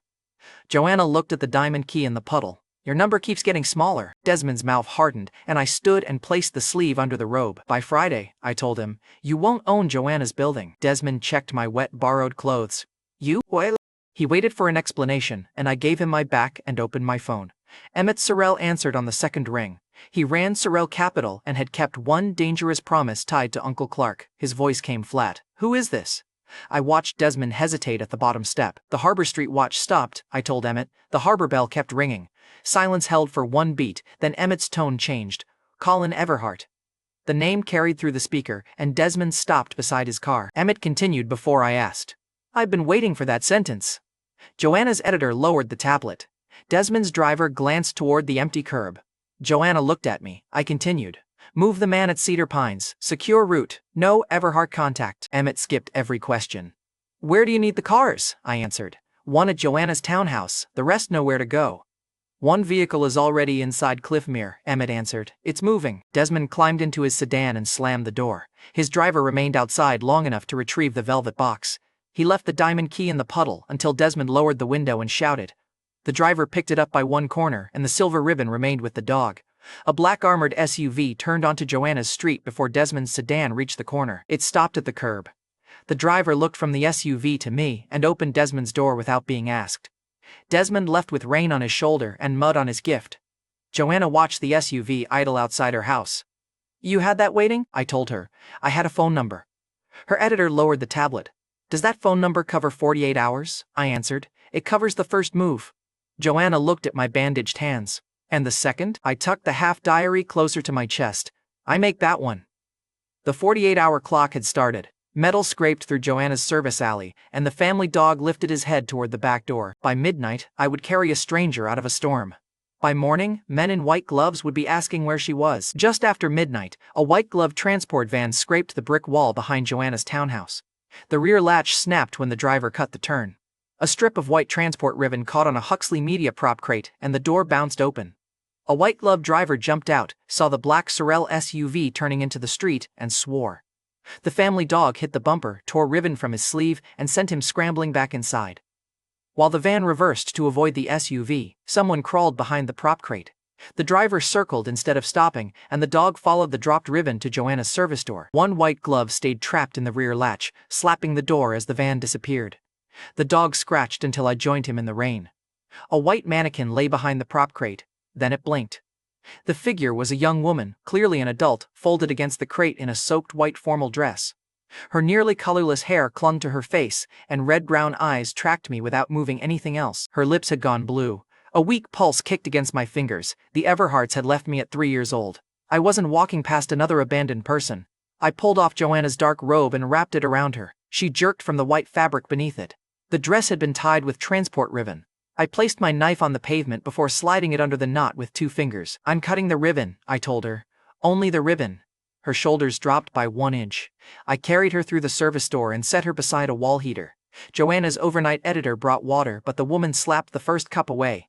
"She doesn't know you," I told the editor. I filled another cup, drank first, and set it between us with my palm open. The woman watched my throat move, pulled the cup closer, and took 1 sip. She kept the cup in both hands while the editor backed away without asking another question. The family dog lay across the open service door and faced the alley. He had found her first, so he took guard duty personally. A clean white towel sent her against the wall. I threw it behind the desk and replaced it with a dark production blanket she could pull around herself. The strip of transport ribbon still hung from the dog's teeth. Eden saw it, reached out, and pulled it free. Then she dropped the ribbon under the heater where she could watch it curl away from her. The brass key from my burned trunk pressed against my pocket. I placed it beside the cup. She touched the scorched edge, then closed her fist around it. Headlights swept across the service door. The transport van had finished circling. 5 men entered wearing black coats and white gloves. The man in front carried a silver cash case, and a compass emblem shone on his cuff. He looked past me. "Eden Winter, get up!" The woman gripped the key harder. Now I had a name. The captain set the case down and opened it. Stacks of dollars filled both sides. 100,000, he offered. "You found property. We pay a recovery fee." The captain's eyes moved over my robe, wet pants, and wrapped hands. I looked at Eden, and she had stopped drinking. The captain filled my silence with another offer. "Take the money and forget the Winter girl." The dog walked over, bit the cash case handle, and dragged the whole bribe beneath a parked delivery van. 1 white-gloved man chased it. I looked at the captain. "Your money has better judgment than you." His smile died, and the overnight editor lifted her phone. "Put it down," I told her. She lowered it immediately and moved behind the media desk. Eden needed an exit. I kept the phone out of it. The captain stepped over the threshold and ordered the editor, "Close your business and leave." The overnight editor moved the tablet behind her back. "This door belongs to Huxley Media." The captain smiled at the empty alley. "Tonight it belongs to whoever still has men standing." His 4 available men spread around the loading room. The 5th kept trying to pull the cash case from the dog. The captain pointed at my wrapped hands. "You can keep your fingers or keep the girl." I flexed both palms. Pain cut through the bandages. "Bad offer," I told him. "I already kept both." The captain looked at Eden. "She doesn't understand choices." Eden's eyes sharpened on him. I stepped closer. "Then why are you afraid she'll make one?" The captain's jaw moved. He had opened with money. The editor had heard him call Eden property. His own men watched the dog steal his bribe. Naturally, he chose violence. The captain stepped deeper into the loading room. "Last chance." I moved between him and Eden. "You had yours." He nodded to the 2 men on my left, and they rushed together because my hands were wrapped. Reasonable guess. Expensive result. The first man reached for my left wrist, and I let him. When his fingers closed, I drove my elbow across his jaw and used his grip to pull him into the doorframe. His head hit metal, his knees folded. The second man swung a short baton at my ribs. I stepped inside the arc, trapped his forearm against my shoulder, and kicked the side of his knee. The baton hit the floor. I kicked it under the heater before he could crawl after it. The third man attacked from behind the prop rack, and a black monitor caught his reflection. I rolled the rack backward. Its steel frame caught him in the chest and pinned him against the loading wall. The editor grabbed the rack brake and stamped it down. Steel bars locked around the attacker. Both arms stayed pinned behind the frame. A 4th man returned from chasing the dog, and the man I had driven into the doorframe recovered first. He seized the overnight editor by the collar and dragged her against the desk. The editor drove her heel down his shin. He grunted and tightened his arm. The attacker holding the editor demanded, "Trade the Winter girl for your employee." The editor looked at me. She did not beg. I kicked the fallen baton across the floor. It struck the man's ankle. His weight shifted for 1 second. The editor dropped under his arm. I caught his coat, pulled him over the desk, and introduced his face to the declined smear tablet. The screen lit beneath him. Sadie's deleted headline flashed once before going black. Even the equipment was tired of liars, and the dog returned first. He still held the cash case handle. The case struck the man's ankle. He stumbled, and I drove a shoulder into his chest. He landed on his own money. Petty and excellent flooring. The captain reached around me for Eden, and his white glove closed on the blanket. Eden pulled back until the wall stopped her. The captain snapped, "You're coming with us." Eden stared at his hand, then she forced out one word, "No." The captain pulled harder, and that was his last useful hand. I caught his wrist, folded it over the open cash case hinge, and drove down. The crack was small. His scream wasn't. The glove stayed white. His fingers stopped obeying him. He dropped beside the bribe and clutched his wrist, and I kicked the cash case shut on his sleeve. 100,000, I told him. Now it covers your lesson. The man pinned behind the rack broke free and lunged toward Eden. Joanna entered through the townhouse side door carrying a fire extinguisher. She planted herself between Eden and the attacker. "Try it," Joanna warned. The attacker saw the extinguisher, the 4 men already down, and me turning toward him. He chose retirement. He ran. The overnight editor pointed toward the alley mouth. "He's taking pictures." The escapee stopped just long enough to raise his phone. One flash caught Joanna's service door, the loading number, and the townhouse wall. I started after him, and Eden grabbed the front of my wet shirt. Her fingers locked under the fabric. I could chase a clue or keep the person the clue wanted. I stayed. The escapee vanished over the alley fence, and the captain tried one final command from the floor. "Eden, he doesn't know what you are." Eden flinched at her name, but she did not release my shirt. I looked down at the captain. "I know what she said." The captain spat. "She can't choose."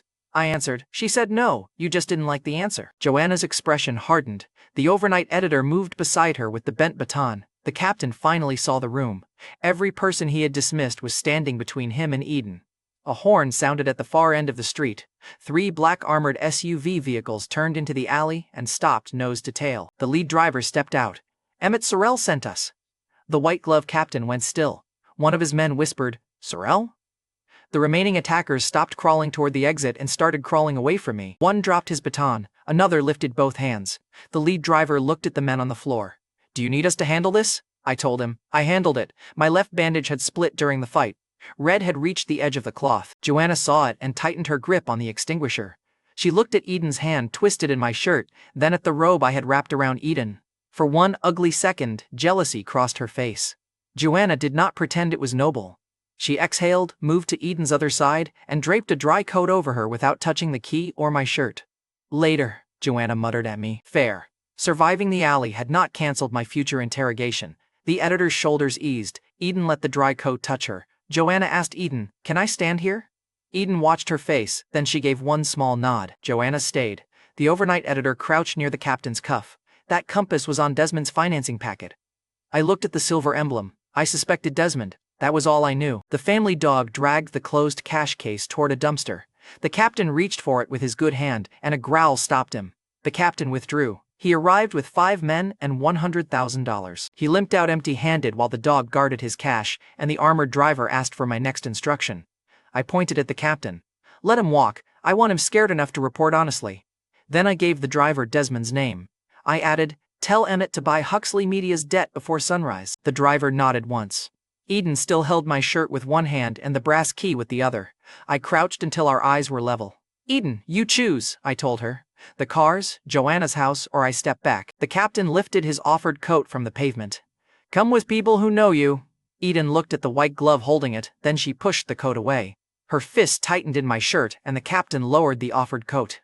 The lead driver opened an SUV door and waited. Eden looked at the dark interior, then at Joanna's townhouse. I stepped back 2 paces, but no one touched her. The captain lifted his chin from the floor. "Come back now, and this ends quietly." Eden walked 1 step toward the open SUV. The captain smiled too early and pushed himself upright with his good hand. "That's right, come back." Eden stopped beside the open door, pulled the white transport ribbon from her blanket, and dropped it at his shoes.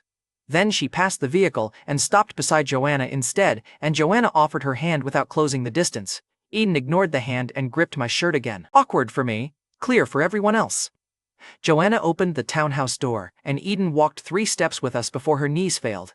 I caught her. Her weight settled against my arms. The sorrel drivers cleared the alley and sealed the service door.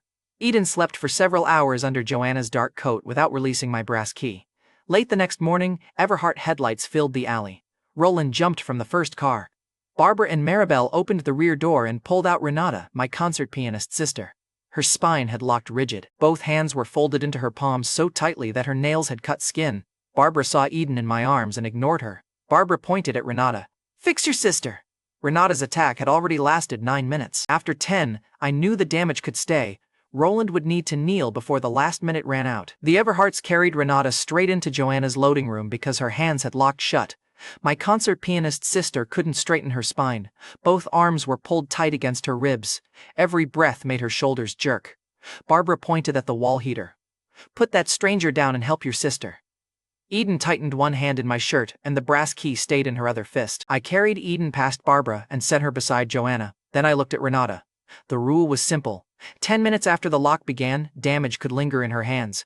9 minutes had already passed. I had released the same attack for Renata 6 times in my first life.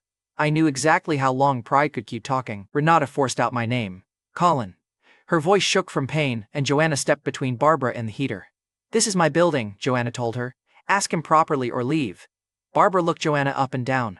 "Family outranks a woman he met in the rain." Joanna glanced at the bandages she had changed, then at Eden under her coat. "Your family found him after the fire," Joanna answered. "I found him during it." Barbara's face tightened. Roland pointed at Joanna's door. "Stay out of Everhart business." Joanna did not move. "Bring your business somewhere else." The Sorel driver at the alley entrance folded his arms. Roland noticed the black SUV vehicles and swallowed the next order. Renata tried to lift one hand between them. Her silver performance ring pressed deeper into her locked palm. I set the timer on my phone beneath her hand. 1 minute, I told Roland. The ring trembled against the phone each time Renata's arm spasmed. Barbara heard a request and turned it into an order. "You heard her. Fix this now." I checked the timer on my phone. Roland asks. Roland stood in the alley entrance with rain on his shirt. "You're playing games with your sister's career," told him, then asked quickly. Maribel moved behind Renata and tried to support her shoulders. "Colin, this is cruel." I looked at the woman who had reached for my scorched ticket. Cruel was burning the only proof I had a childhood. Maribel's hand slipped on Renata's coat. Barbara grabbed my wrapped wrist. "Family helps family." Eden moved before Joanna did. She stepped between us and struck Barbara's hand away with the brass key clenched in her fist. Barbara stared at her. "How dare you touch me?" Eden held her ground. She had already said no once. Barbara understood the raised key. The family dog moved beside Eden and showed Barbara his teeth. Barbara released my wrist. My newest ally had white hair, one borrowed blanket, and better instincts than the entire Everhart bloodline.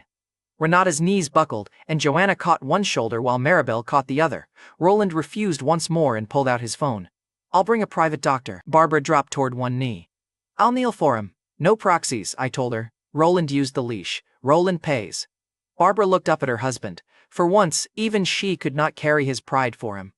Renata used the last movement in her right arm to strike the phone from his hand. It skidded across the wet loading bay and stopped beneath the wall heater. Her silver performance ring cut her palm as the timer dropped under 1 minute. I pulled it free, and a red drop hit the phone screen beside Roland's reflection. He took one step backward. Renata caught the edge of his sleeve with 2 locked fingers and nearly fell doing it. "Don't call anyone," Renata told him. "Kneel." Roland stared at his daughter. Pain had stripped every family courtesy from her voice. I gave him the sentence. "You are the son I abandoned. Travis is not my heir." Barbara reached for Roland's shoulder, but he shook her off and threw his coat onto the wet stone. The family dog sat on it before he lowered both knees. Roland looked up at me. "You are the son I abandoned. Travis is not my heir." The timer showed 40 seconds. I moved. I set 2 fingers below Renata's shoulder, pressed once, and turned her locked wrist. Her body jerked, then her right hand opened. 1 finger. 2. All 5. The left followed before Roland stood, and Renata stared at her own palm. Joanna handed her a glass of water. Renata wrapped both hands around it and lifted it without spilling. Barbara started crying. Renata ignored her and stared at me. "You could do that the whole time," told her. "I did it for you 6 times before." Her glass stopped halfway to her mouth. I added, "You called it luck every time." Renata's eyes dropped to my split bandage, and she drank instead of answering. Renata lowered the glass. Roland reached for her elbow. "We brought you here. This family saved your career." Renata pulled her recovered arm away before he touched it. "You spent 9 minutes arguing about your knees." She looked at the phone still lying beneath the heater. "Colin saved my hands. You tried to call someone else." Barbara started to defend him, but Renata lifted one open palm and stopped her. Then Renata forced out, "Thank you." She picked up the silver performance ring and slid it onto her recovered hand. The overnight editor opened a piano app on the tablet and set it beside her. Renata pressed 5 keys with 5 separate fingers. 5 clean notes sounded through the loading room. Roland heard everyone from the floor. Renata bent, picked up Roland's phone with her recovered hand, and dropped it into his wet coat. "Next time your pride has an emergency, call the private doctor." The dog kept sitting on the coat. Barbara reached down for the phone, heard one growl, and withdrew her hand. Renata closed the app herself and handed the tablet back. Then she turned the screen face down before Roland could comment. Barbara waited for Renata to turn toward her, and Renata kept looking at me. Barbara's mouth opened. Roland looked away from Renata. Roland stood and reached for his coat, and the dog stayed seated. Roland pulled once, failed, and left it under the dog. His kneeling speech had lasted 10 seconds. The dog charged him interest. Barbara recovered her voice. "Now come home. Renata will need you nearby." Turned away. "One release. I'm still not coming home." Barbara moved after me, and Eden stepped into her path again. This time, Barbara stopped before the key touched her. Renata watched that exchange, then looked toward Maribel. "You told me Colin destroyed every orphanage letter himself," Renata said. Maribel's face tightened. "This is not the time." Renata flexed her fingers. "You locked them in the cedar box behind your music room." Roland looked at Maribel. "Barbara forgot to order me home. I took the scorched ticket from the waterproof sleeve." "Where is the cedar box?" I asked. Maribel stared at the faded line naming Harriet Cormac. Maribel shook her head. "Renata was medicated. She remembers scraps." Renata set the glass down with both recovered hands. "I remember you taking the cedar box from Colin's room." Maribel's soft voice sharpened. "I kept private letters away from family gossip." "You kept them away from me," I told her. Maribel looked at the ticket again, her fingers spread before she moved. I saw the decision one beat early, then she lunged for the ticket. Eden slapped Maribel's wrist with the brass key. The ticket spun from my fingers and skated beneath Roland's wet coat. Maribel bent for it, but the family dog was still sitting on the coat. He lowered his chest and pinned the fabric harder. "Move him," Maribel ordered. Renata stepped between her and the dog. "You hid Colin's letters. You can wait 5 seconds." Maribel's soft mask cracked before the surface doors rolled open behind her. Then the movers arrived. The first empty cart clipped Roland's coat and dragged it across the floor. The scorched ticket slid into the open between the wheels. Maribel dropped toward it. Renata planted one recovered foot on the cart brake, and the cart stopped with the ticket visible beneath its frame. Everyone entering through the service doors could now see exactly what Maribel wanted hidden. 6 men in gray work jackets pushed empty equipment carts into Huxley Media. Orange inventory tags hung from every handle. Desmond Kirk entered behind them without an umbrella. The muddy diamond car key from the rejected gift hung from 2 fingers. The financier who held Joanna's loan had moved his 48-hour threat forward by an entire day. He looked at Roland's damp knees, Renata's shaking hands, and Eden beside me. His smile returned when he saw the equipment. "I decided waiting was bad business," Desmond announced. "Take every camera, server, and desk." Joanna stepped in front of the media doors. "You called the loan last night," Desmond shrugged. "I got impatient." Desmond pointed at me. "Your guest made that expensive." He set the muddy diamond key on Joanna's desk to free his hand. Then he noticed Roland's coat, the ticket, and Renata blocking Maribel. "You people brought a family trial into my collateral," Desmond complained. Joanna picked up the key with 2 fingers and placed it on his moving cart. "You brought the cart." One mover rolled the cart toward Joanna's desk. The dog showed him every tooth from the rolling chair. The mover released the handle. "I'm not getting bitten for your debt," Desmond pointed at him. "You're paid to lift, not think." The mover peeled off his orange work tag, slapped it onto Desmond's empty cart, and walked outside. The remaining crew loaded 1 camera cart, but nobody touched Joanna's chair or the half diary. Desmond had insulted the first man into quitting before his creditor paperwork arrived. He reached for the waterproof sleeve himself. I trapped his wrist against the desk with my bandaged hand. "Cameras are collateral, my childhood is not." Desmond pulled once and failed. Joanna peeled an orange inventory tag from the cart and pressed it onto his cuff. "Wrong item," she told him. The crew watched their creditor get labeled before a black SUV stopped behind the moving truck. Emmett Sorrell stepped out carrying 1 folded notice. He was the investor who had answered my Clark phrase. Desmond looked at him and lost the smile. Emmett entered the loading room. "Put the boxes back." Desmond laughed once. "This is my collateral." Emmett held up the folded notice. "Sorrell Capital bought the callable debt at dawn." The camera cart stopped, and Desmond's smile went with it. Emmett handed the notice to Joanna. "Huxley Media owes Sorrell Capital now. Your terms remain unchanged." Desmond turned toward me. You authorized this? I bought your clock. I pointed at the single cart. Put it back. Joanna took the handle first and rolled it toward the loading room. The crew helped only after she moved, and the camera returned to its shelf. The mover nearest Desmond left the orange tag on his empty cart. Desmond raised one hand, but nobody stopped. He had brought trucks and men, then insulted the first person who could still obey him. Joanna folded the notice once. Leave before we label you too. Desmond stared at the orange tag, tore it from his cuff, and threw it at the mover who had quit. The mover let the tag fall between them. You told me I was paid to lift, not think. I thought about it. Desmond walked out without one piece of Huxley media. The moving truck followed him empty.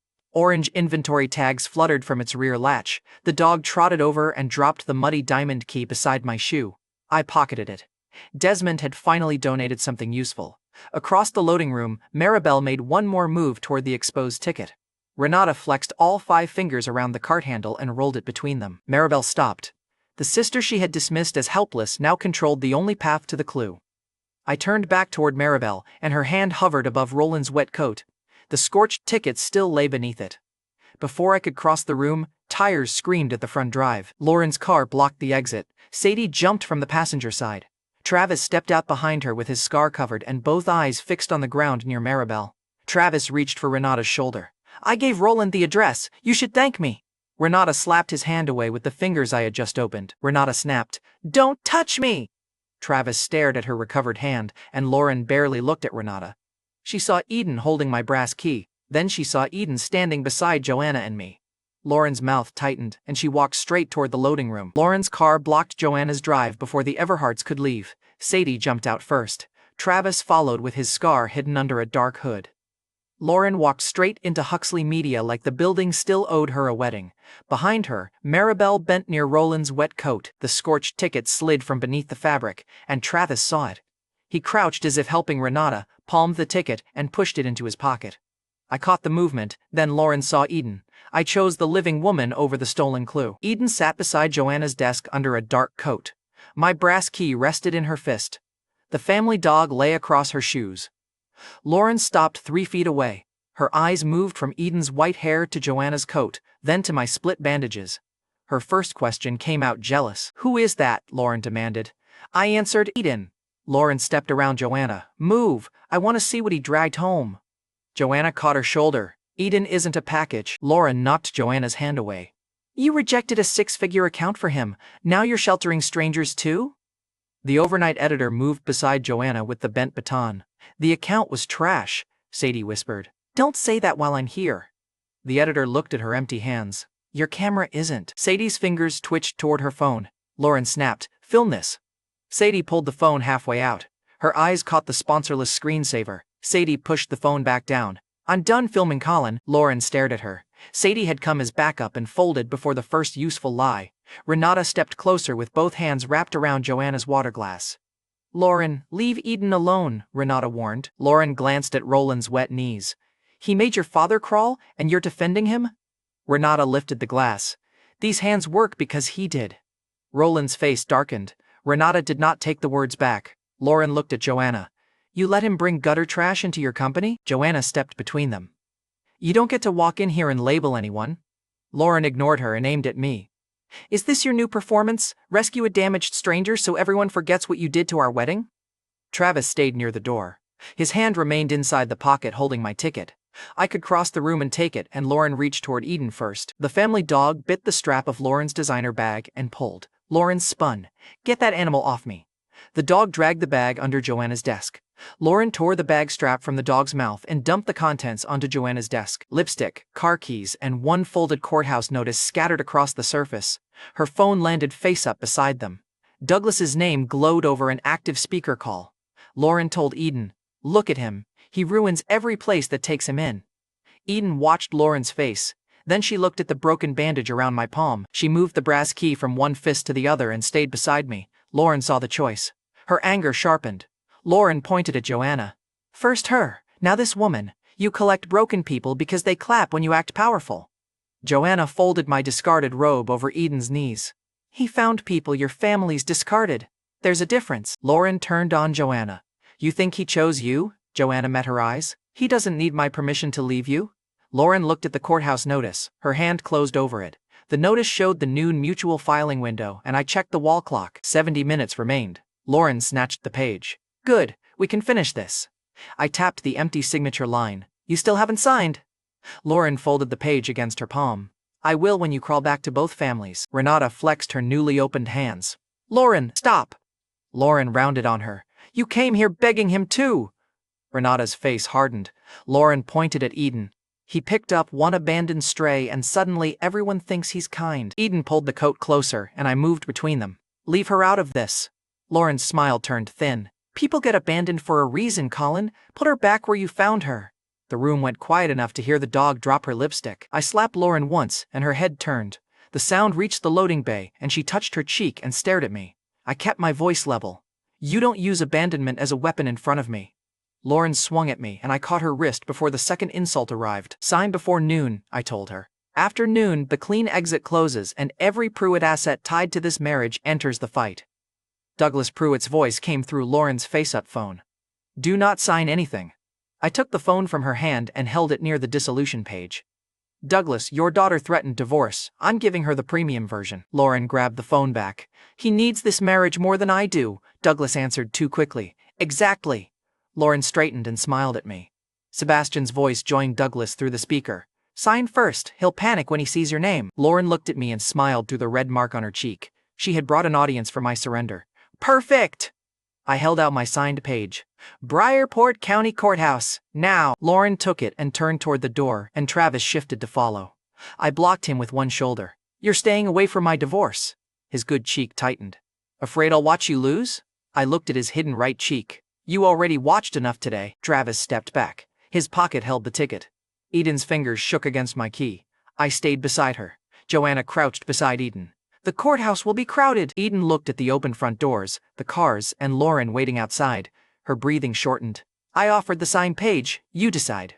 Eden pressed the page back into my hand. Barbara moved toward the door. Colin, the family will handle the girl until you return. Eden backed into Joanna's desk. I faced Barbara. You don't handle abandoned children anymore. Maribel flinched. Travis's pocket tightened around the ticket. Barbara stopped. Joanna asked Eden, who stays with you? Eden looked at me, then at the courthouse page. She touched the overnight editor's sleeve, then she pointed at the dog. The editor crouched. Me and him. Got it. Eden placed the brass key against the editor's palm. The editor stayed still, so Eden took it back. Eden whispered, no. The word came faster this time, and she pointed toward Joanna's townhouse. I nodded. You stay, Lauren shouted from the drive. The clock is moving. The escapee had photographed Joanna's service door before dawn. Eden looked through the front window and pointed toward a parked gray sedan. A phone lens flashed once behind the glass, and a silver compass cuff vanished below the dashboard. Eden scratched the compass shape into the cabinet paint with my brass key. Then she cut a hard line through it and shoved the cabinet toward the service door. The phone lens rose again. The Sorel guard shifted across its angle, and the sedan's engine started. It cut out when Joanna stepped outside. I started for the drive, but Lauren sounded the horn and shouted that the noon window had 60 minutes left. The sedan stayed parked.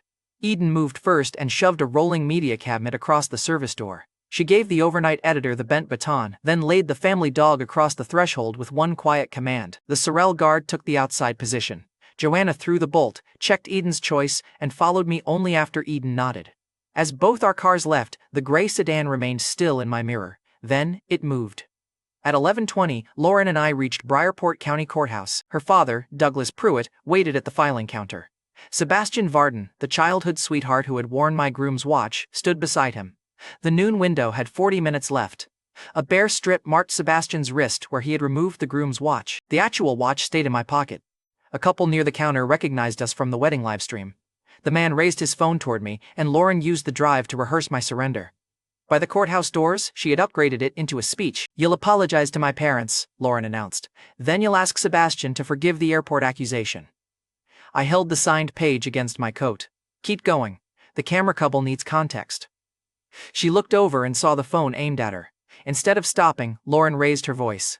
After I sign, Colin loses the marriage, the merger, and his path to the trust. Douglas nodded beside the counter. Sebastian smiled.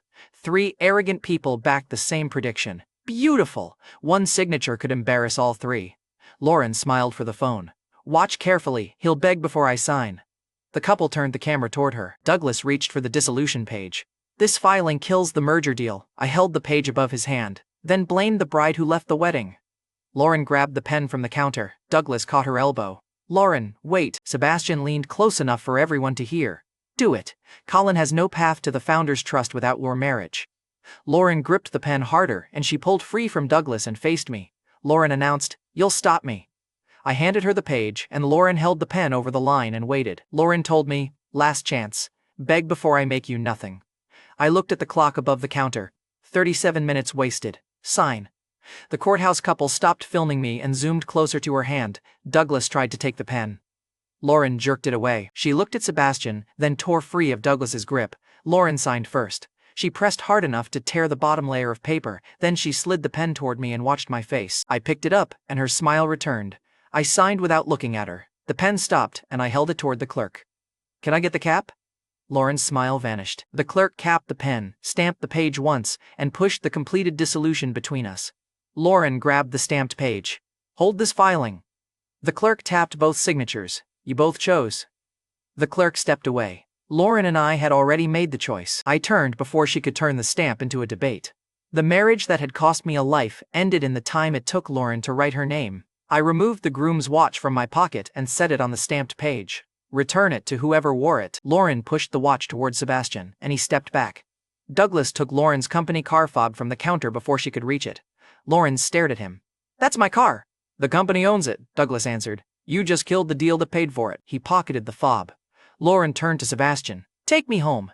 Sebastian looked at Douglas's driver. "Is the sedan going back to the hotel?" He asked about the ride before asking whether Lauren was all right. Lauren heard it. Lauren grabbed his sleeve. "Sebastian." Sebastian removed her hand. "This isn't what you told me would happen."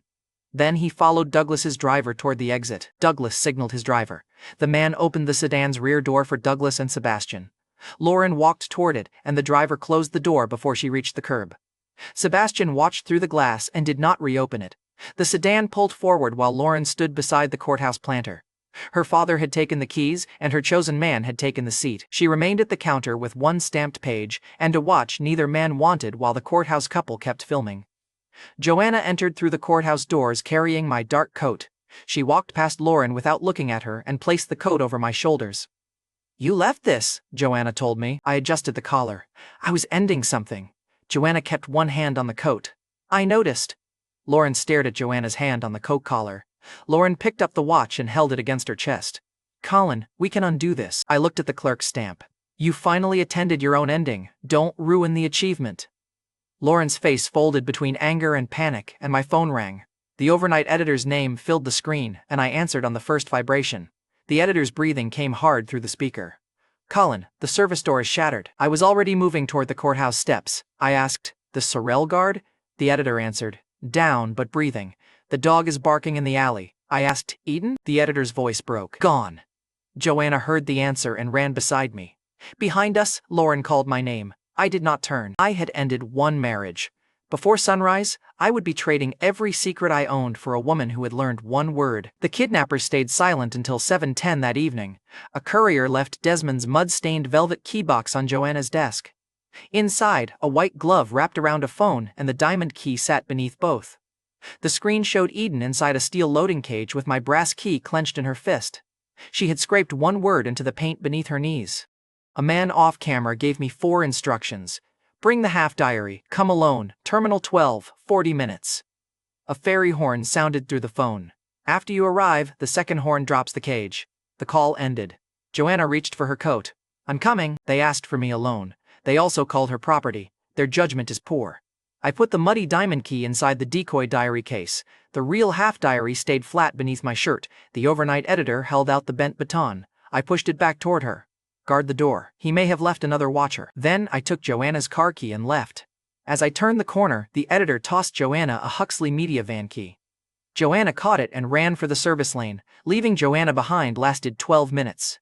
Terminal 12 sat dark on Briarport Harbor. The kidnappers had opened the loading side. A steel ramp ran toward the water. A cargo cage hung 10 feet above it. One iron counterweight on the wall held the ramp level. Eden sat inside the cage with her wrists tied in front. Someone had forced a white glove onto one hand. Her other fist still held my brass key. Fresh scratches covered the cage floor. Eden dragged the brass key through the paint again. "No. The white glove captain from Joanna's alley struck the bars with his good hand. Eden stopped carving, but she did not release the key. 4 hired men stood around the ramp. The captain waited beneath Eden with his damaged hand wrapped against his chest. He looked at my burned palms and smiled. He had lost his first team, $100,000, and the use of his fingers. Confidence remained his cheapest possession. The captain pointed toward the center of the ramp. "Set down the case." I placed it on the painted line. I told the captain, "Eden first." The captain lifted his good hand. A chain tightened above Eden. The cage swung once over the ramp. "Diary first," the captain ordered. A man stepped from behind the loading controls. Desmond Kirk had financed the smear against me, tried to seize Joanna's company, and called debt a form of courtship. Now harbor dust covered his shoes. He looked at the case and smiled. "You came alone." The ferry horn blasted across the harbor and had swallowed half his sentence. Desmond waited for the sound to fade. "I said, you came alone." Second man emerged beside him. Travis wore a dark suit over both kinds of damage. The burn scar still covered his right cheek. My scorched amusement park ticket showed between 2 fingers. He waved it over the water. "You brought the rest of the diary." "Good." I looked at Eden instead. Her eyes stayed on me. The white glove shook against the cage bars. Travis walked onto the ramp. His left hand stayed near the cage release where Eden could see it. Eden shifted her body between his hand and the loose cage door. Even tied, she was protecting the only exit she had. Travis noticed and smiled at her. "Keep moving. I can shorten the drop." I stepped onto the painted line. "Threaten her again, and both scars happen tonight." Travis touched the burn on his right cheek. "In 40 minutes, Roland puts the founder's ring on my hand at the founder's ball." He tapped the ticket against his left cheek. "Maribel even found Harriet Cormac. She'll stand on stage as a family witness and tell everyone your memory is rotten." That told me Harriet was probably already at the ballroom under Maribel's hand. Travis was still scared of one burned ticket. Desmond held out his hand. "Open the case," Travis snapped. "The diary comes to me." "The woman comes to me," Desmond answered. "You get your paper after Winter Harbor Group pays." Travis turned on him. "You said the hostage was leverage." "She is leverage." Desmond looked up at Eden. "You are using her for family gossip." 2 villains had rented 1 hostage and forgotten to agree on the invoice. The white glove captain shifted his wrapped hand. "My team gets paid before either of you leaves." Desmond did not look at him. "Your team lost her once. Payment comes after delivery." The captain pointed toward the black cash van outside. "The money is already here." Desmond smiled at him. "Then keep looking at it." One hired man near the side door lowered his weapon by an inch. Another looked from the cash van to Desmond and lowered his weapon too. "Delayed payment. Amateur mistake." The captain noticed, and Desmond kept watching the case. I pointed at the case. "Travis can open it." Travis stepped forward at once. Desmond blocked him with one arm. "I paid for the recovery." "Then recover your gift," I told him. His eyes narrowed, and I kicked the case across the ramp. It stopped at Desmond's shoe. He crouched, opened the latches, and lifted the lid. The muddy diamond key rested on black cloth, and Desmond's face emptied. Travis stared at him. "That's yours?" Desmond snatched the key. "She threw this at me." "Joanna threw it into a puddle," I corrected. The dog returned it.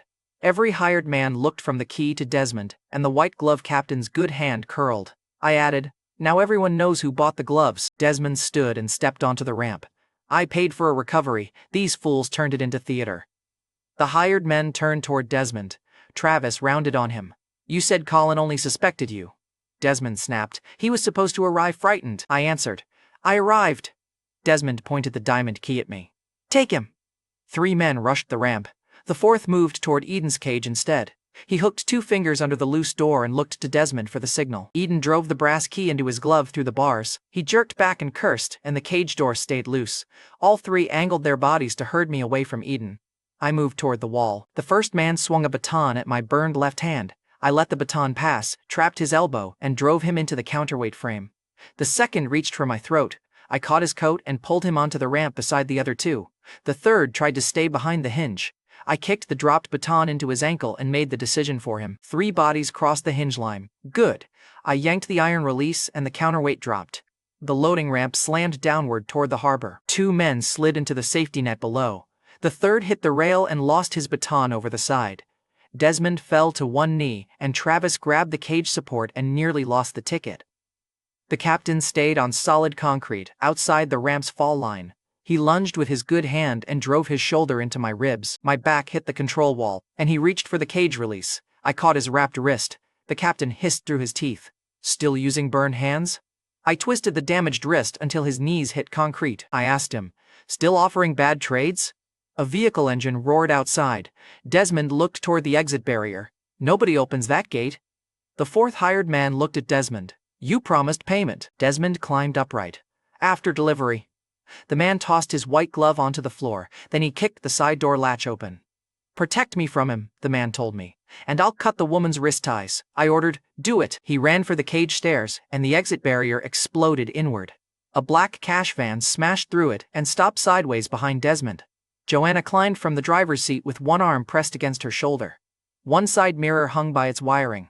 The family dog had both front paws on the dashboard and looked delighted with her parking. The seatbelt had caught her hard. She still kicked the door shut behind her. Desmond stared at the van. "That belongs to my crew." Joanna looked at the crushed barrier. "Your driver left it running when he tried to stop me. Terrible security." "Then charge them," she added. The family dog jumped from the passenger side wearing Desmond's silver ribbon around his neck.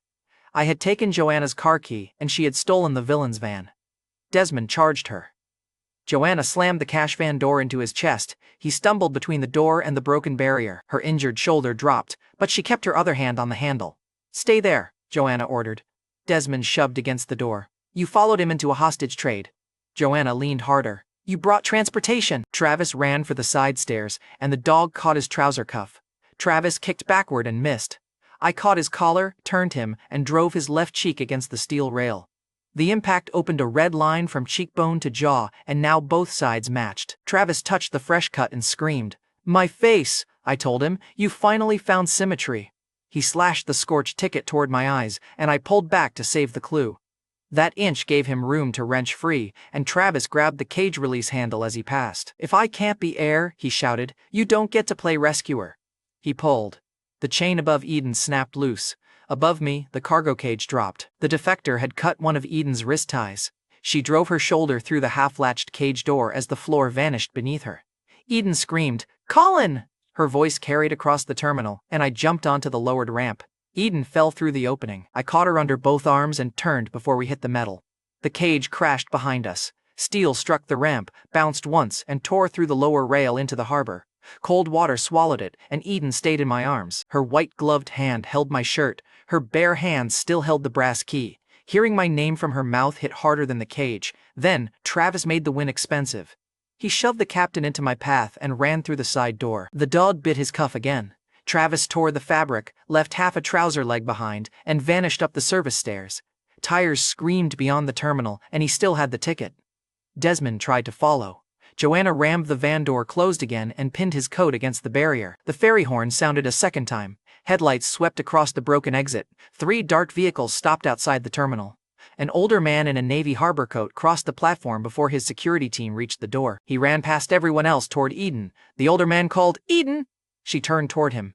The man removed his coat and wrapped it around her shoulders. His hands shook once, then steadied. "Granddaughter, look at me." August pulled a matching white glove from his coat. Desmond sent the ferry horn time. He threatened to drop her if I arrived early. Eden stared at his face. Then she touched the Winter Harbor Group pin on his collar and let the coat stay. I recognized August Winter, the owner of Winter Harbor Group. Half the cranes outside carried his name. August looked at the white glove, the broken cage, and my split bandages. He asked Eden, "Who got you down?" Eden pointed at me. "Colin," she said. August's security stopped behind him. Nobody touched Eden. Nobody ordered me aside. 2 hired men removed their white gloves and set them on the floor. The captain saw his team abandoning the uniform before Desmond finished losing the hostage. The defector pointed at Desmond. "He paid for the first pickup. The balance came after delivery." Desmond lifted the diamond key. Nobody looked at it. Desmond forced a smile from behind the van door. "August Winter, I can explain the recovery." August did not look at him. Desmond's smile slipped. He tried August's title next. "August, the woman was being moved for her protection." Eden raised the white-gloved hand and pointed straight at him. August followed her finger. His expression changed once. Desmond stopped talking. Desmond tore his coat free from the van door and ran toward the harbor road. He left half the lining behind. Joanna had blocked his vehicle, and none of his hired men followed. The defector descended from the cage stairs and pulled a black master badge from his coat. "Desmond has another team watching Cedar Pines," he said. "This badge opens the Founders Ball security lanes. His name is on the roster." He stripped off his remaining white glove, wrapped the badge inside it, and handed the bundle to Joanna. 2 ball guards answered to him. "The chief isn't one of them." From the harbor road, Desmond saw the black badge in Joanna's hand. He turned toward the hotel lane instead of the highway. I handed Eden over only after she nodded toward August, then I called Emmett. Change the route, I told him. Bring the man to the Pruitt Grand Hotel. Emmett paused. Public? I answered. Public. Joanna pressed her injured shoulder and looked toward the harbor road. I told her, you need treatment. Joanna opened the cash van passenger door. You need a driver. August asked Eden whether she wanted to leave the city, and Eden looked toward the road Travis had taken. She closed her hand around my brass key. No, Eden answered. Travis had 40 minutes to burn the ticket and wear my grandfather's ring. Eden refused to hide. Joanna refused to stay behind. The man from Cedar Pines was moving under a public route. The fairy horn faded. We went to the ball. Roland lifted the founder's ring toward Travis while my scorched ticket burned in a champagne bucket. We reached the Pruitt Grand Hotel before the ring touched his hand. Travis stood on the founder's ball stage with fresh blood drying across his left cheek. The old burn scar still covered his right. Matching damage suited him. He was finishing a speech about discipline, loyalty, and sacrifice while using my childhood clue as kindling. Lauren applauded from the Pruitt table. Sebastian checked who else was clapping before joining her. Roland held the ring above a velvet box. A cream severance folder waited beside it. Near the stage, Maribel gripped the arm of Harriet Cormack, the former Everhart housekeeper named on my ticket. Harriet stared at the burning paper instead of Travis. Maribel's fingers had left red marks on her sleeve. Travis saw me first, and Roland lowered the ring another inch. Eden stepped into the center aisle and raised my brass key. August opened his hand and let her pass. Joanna matched her step despite the strapped shoulder. Travis grabbed the scorched ticket instead of the ring. Roland's hand stayed above the velvet box, holding the ring Travis had ignored. His smile widened until he noticed Eden beside me.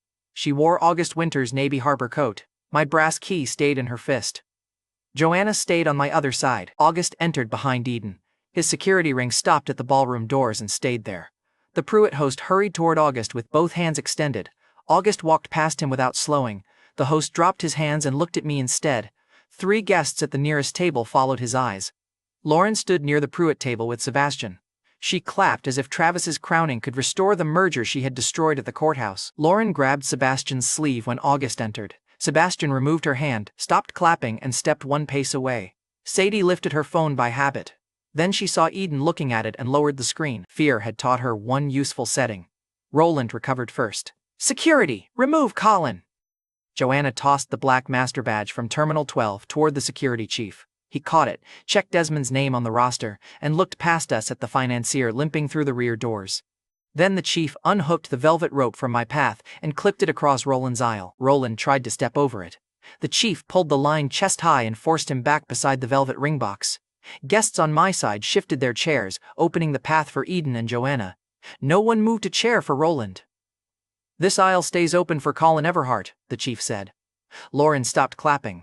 Sebastian had stopped 3 seconds earlier. Harriet Cormack pulled against Maribel's grip near the stage. Red marks already ringed the former housekeeper's sleeve. Travis snatched the founder's ring from Roland's hand. None of this matters, Travis announced. Colin has no wife, no place in the family, and no proof. He pointed at the champagne bucket, and the ticket's edges glowed red. Travis laughed. That was his last childhood clue. I looked at Harriet, and Maribel's fingers tightened on the former housekeeper's shoulder. Harriet pulled away, and Maribel whispered something near her ear. Harriet shook her head. 2 guests nearest the stage stopped applauding, and I walked toward them. Roland blocked the center aisle. You have already destroyed the wedding, the estate, and this family's reputation, I told him. I missed the lie on stage. Roland lowered his voice. Leave Harriet alone. He had just called her a family witness, and now he wanted her invisible. I stepped around him. Travis raised the ring. Touch her and I burn the rest. I answered, the rest is under my shirt. His eyes dropped to my chest. He had joined a hostage trade for a diary he never confirmed was inside the case. He looked toward Desmond, who had limped into the rear of the ballroom after fleeing the terminal on foot. Desmond refused to meet his eyes, and their partnership had survived exactly 1 hostage. Harriet faced me before Maribel could turn her away. Maribel tugged her toward the side curtain. Harriet planted both heels and caught the stage rail with 1 hand. Maribel hissed, You agreed to tell them. Colin wandered off.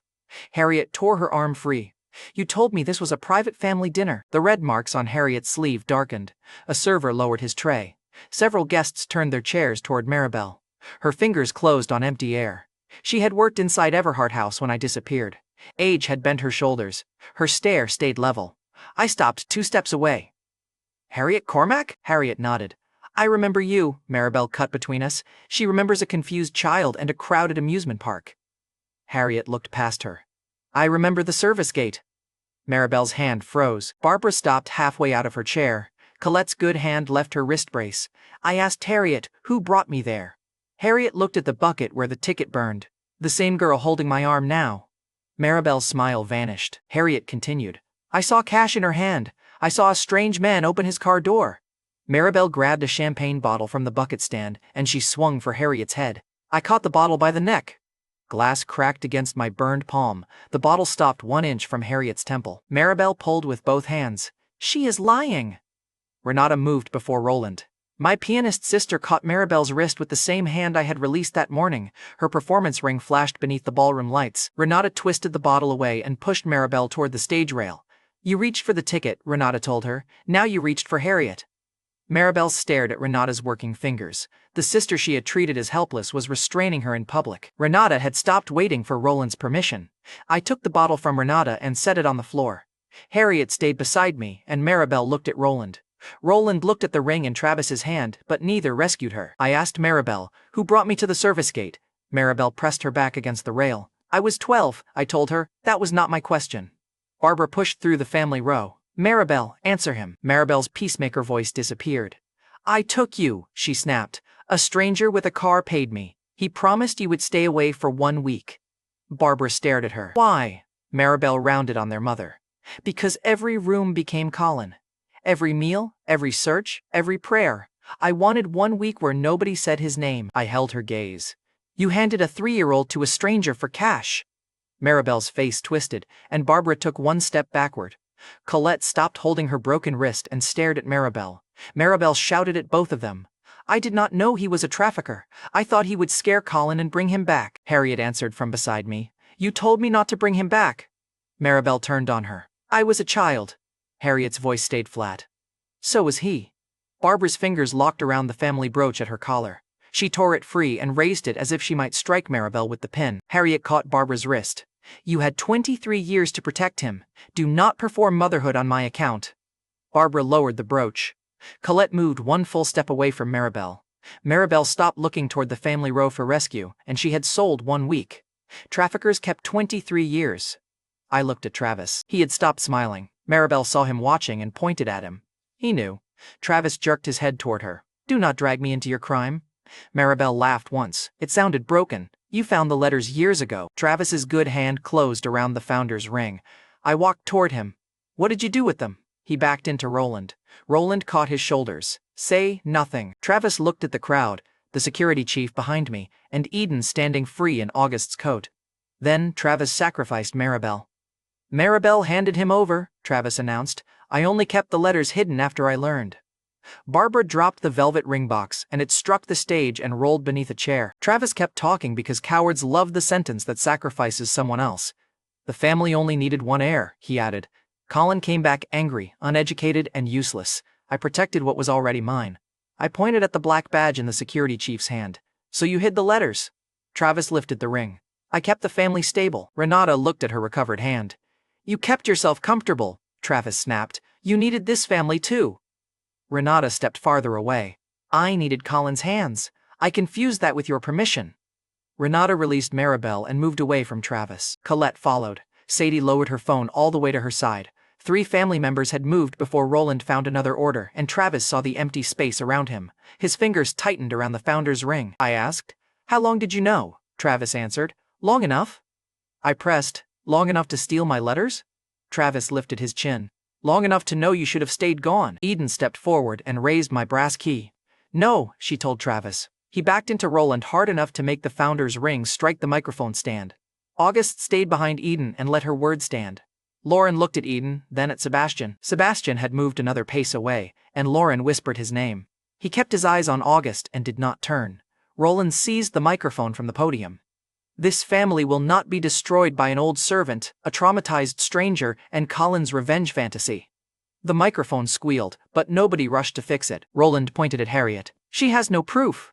Harriet looked at Maribel's discarded bottle. She supplied the answer herself. Roland turned on Maribel. Take it back.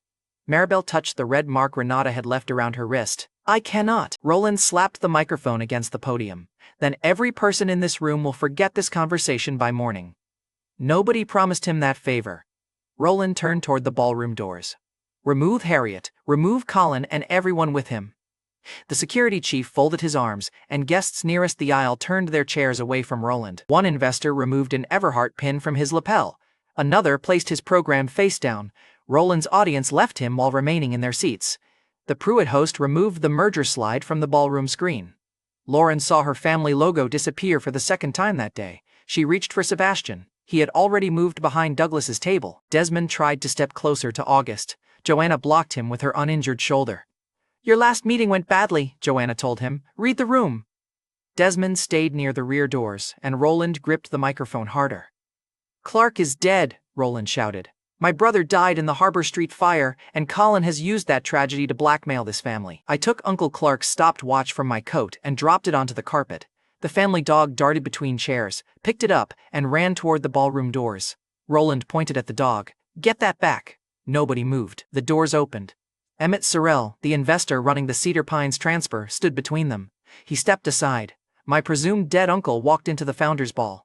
The nearest guests recognized him from the founder portraits. One glass struck a table, and the Pruitt host dropped the cue card announcing Travis as heir. Barbara's empty hand stayed lifted where the family brooch had been. Uncle Clark was thinner than the photographs in Everhart House. Burn scars crossed one side of his neck. He used a cane, but every step reached Roland. The dog carried the stopped watch past me, and it carried the watch past Roland. Then it dropped the watch at Uncle Clark's shoes. Uncle Clark bent, picked it up, and looked at me. You kept my watch, Colin. Roland released the microphone, and it rolled across the stage. Uncle Clark faced him. You hit me at the Harbor Street fire and left me in it. Roland's mouth opened and stayed empty. Then he forced out, You were dead! You needed me dead, Uncle Clark answered. Barbara reached toward the burn scars on his neck. Clark planted the cane between them before her fingers arrived. You signed the memorial papers, he told her. Do not touch the part your family left in the fire. Barbara lowered her hand. Roland looked toward the doors, but the velvet rope still crossed his aisle. Uncle Clark held up the stopped watch. The Founders Trust names Colin as beneficiary. Your orders end here. He looked at me next. You moved Cedar Pines before Roland could reach it. That is why I am standing here instead of burning twice. Roland heard the room understand that his hidden card had become a living man. Travis held the Founder's ring toward Roland, and Roland did not take it.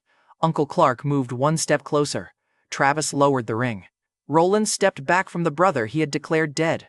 Barbara stared at Uncle Clark like the fire had opened and returned her worst decision. Colette stepped away from Roland again, and Renata positioned herself between Maribel and Harriet. Sadie placed her phone face down on a table. Lauren whispered Sebastian's name again. This time, she found his chair empty. Desmond looked toward the same exit and found the security chief standing there. Travis looked at the Founder's ring in his fist. The ring looked stolen while he was still holding it, and Roland recovered enough to grab his arm. Move, Roland ordered. Travis obeyed because nobody else did. They jumped from the side of the stage and ran toward the ballroom exit. Travis still carried the Founder's ring and the last corner of the scorched ticket. Barbara caught my sleeve as they passed. Her voice broke. Colin, forgive us before you destroy everything. I looked at the cream severance folder on stage. Then I looked at Roland reaching the exit. He had spent 2 lives using doors against me, and my hand reached the security panel first. Roland reached the ballroom exit with Travis and the Founder's ring. I pressed the security panel and the doors closed in front of them. The lock clicked through the ballroom speakers. Every guest heard it. Roland hit the handles with both palms. Open these doors. The security chief looked at me, and I shook my head. 2 guards moved away from Roland and took positions beside the stage. They formed a wall at his exit. My side stayed open. Roland saw the direction of their bodies. His hand left the handle. His voice rose. The security chief stayed behind me. Travis looked around for another exit and found the same room he had just lost. Then he grabbed Barbara. He hooked one arm around her shoulders and pulled her between us. Back off, Travis warned. She gets hurt first. Barbara stopped begging me and stared at the replacement heir she had protected for 25 years. Travis, she whispered. He tightened his arm. Tell Colin to open the door. Barbara drove her heel onto his shoe. Travis flinched. She tore the Everhart family brooch from her dress and threw it at his chest. I protected you, Barbara snapped. Travis tightened his grip. Then protect me once more. Barbara stopped asking me to spare him. I caught his wrist, peeled his arm from her neck, and twisted until the Founder's ring fell from his hand. It struck the carpet between us, and Barbara stumbled toward Renata. Travis reached for the ring, and the family dog reached it first. He put one paw over the gold band and showed Travis his teeth. The fake heir had lost the founder's ring to the same dog that stole the captain's bribe and Desmond's ribbon. Even the running gag had standards. I picked up the ring. Roland lunged. Uncle Clark planted his cane between us. "You have taken enough." Roland stopped before touching him, and that hesitation lasted longer than any apology. Emmett slid the cream severance folder from the velvet stand to the center of the stage. It held the clean page I had demanded after Colette burned my trunk. 6 blood family signature lines waited above mine. One sentence sat beneath them. Travis Everhart holds no blood claim to Colin Everhart, the Founders Trust, or Everhart House. Travis read the no blood claim line twice and his matching scars turned darker. Travis snapped. "Blood means nothing." I set the Founder's ring beside the page, then losing it should feel painless. Roland shoved the folder away. "I will never sign away my son." Travis looked relieved. Roland pointed at me. "Colin left his family. He inherits nothing. I disinherit him tonight." Uncle Clark faced him. "The Founders Trust already names Colin. Your threat has expired." Roland's hand stayed in the air. The security chief removed a key ring from his belt and waited. Behind me, the housekeeper from Everhart House stood with the staff. Beside her stood the guard who had opened the pavilion door. The same man had once laughed while Roland made me carry Travis's bags. Now he held the estate key box toward the security chief instead of Roland. No one looked at Roland for permission. I returned the severance page to the center of the stage. "One clean choice," I told the family. "Sign away every claim over me, my property, and the trust, then leave Everhart House tonight." Barbara touched the red mark Travis had left around her neck. "What happens if we refuse?" she asked. I looked at Uncle Clark, and he looked at Roland. I answered, "Then you stay beside him while he explains the Harbor Street fire to the brother he burned." Roland reached for the page, and Renata took the pen first. My pianist sister placed her recovered hand flat on the page and signed without shaking. Her performance ring caught the ballroom light. Roland barked, "Renata, stop!" She slid the pen away from him. He gave me my hands after we treated him like dirt. "I'm done taking orders from you." Travis lunged for the page. Barbara caught his wrist before he could tear it, then shoved him away from the mother he had used as a shield. "Touch it again," Barbara warned, "and I break the hand myself." Barbara signed and moved beside Renata, keeping herself between Travis and the page. Sadie reached for her phone before the pen. Barbara took the device, laid its black screen face down on the page, and pushed the pen into Sadie's empty hand. Sadie signed beside her own reflection. Travis offered to steady the paper for Colette. She pulled it away and braced it with her good hand, dragging a crooked name across the line. Behind Barbara, Travis paced for an opening she refused to give him. Maribel signed fifth while Harriet stepped 3 paces away from her. Each woman carried the pen toward the next signer, and each one finished standing farther from Roland. By the time the pen reached him, the last empty line sat alone. Roland grabbed the pen, and he looked toward the guest tables for one supporter. The Pruitt host studied the blank ballroom screen. The investors kept their programs face down. Even Douglas stayed behind his table and offered no support. Roland pressed so hard the pen tip tore through the paper. He stopped before the last letter and searched the guest tables. Nobody moved. Then he signed, and Travis stared at the sentence beneath the signatures. Travis looked at Roland. "Dad." Roland released the pen. "You used your mother as a shield." Barbara's face tightened, and she stepped farther from Travis. Travis turned toward me. "This changes nothing. I am still an Everhart." I pointed at the page. 6 people just disagreed." Barbara stepped forward again. Her voice was smaller now. "We were wrong, Colin. We can repair this. Please forgive us." Colette lowered her eyes. Sadie held her phone against her chest. Renata stayed silent. I took the pen. "I heard the apology," I told them. "Forgiveness stays off the table." Then I signed 7th and last. The family dog put one paw on the bottom edge while the ink dried. Travis reached once, saw Barbara watching his hand, and pulled back. Uncle Clark picked up the founder's ring, and he placed it in my palm. The security chief added the estate keys, and metal struck metal in my hand. The staff from Everhart House lined up behind me. The security chief faced the ballroom. "Mr. Everhart has the house."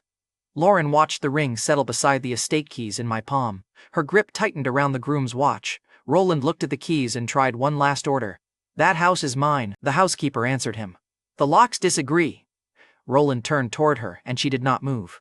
I closed my fingers around the ring and keys. "Every blood relative who signed leaves Everhart House tonight. Travis goes with you." Travis pointed at the no blood claim line. "You cannot erase 25 years, I answered. "Your 2 scars already recorded them." He covered his face with both hands, and Lauren crossed the ballroom before the family could move.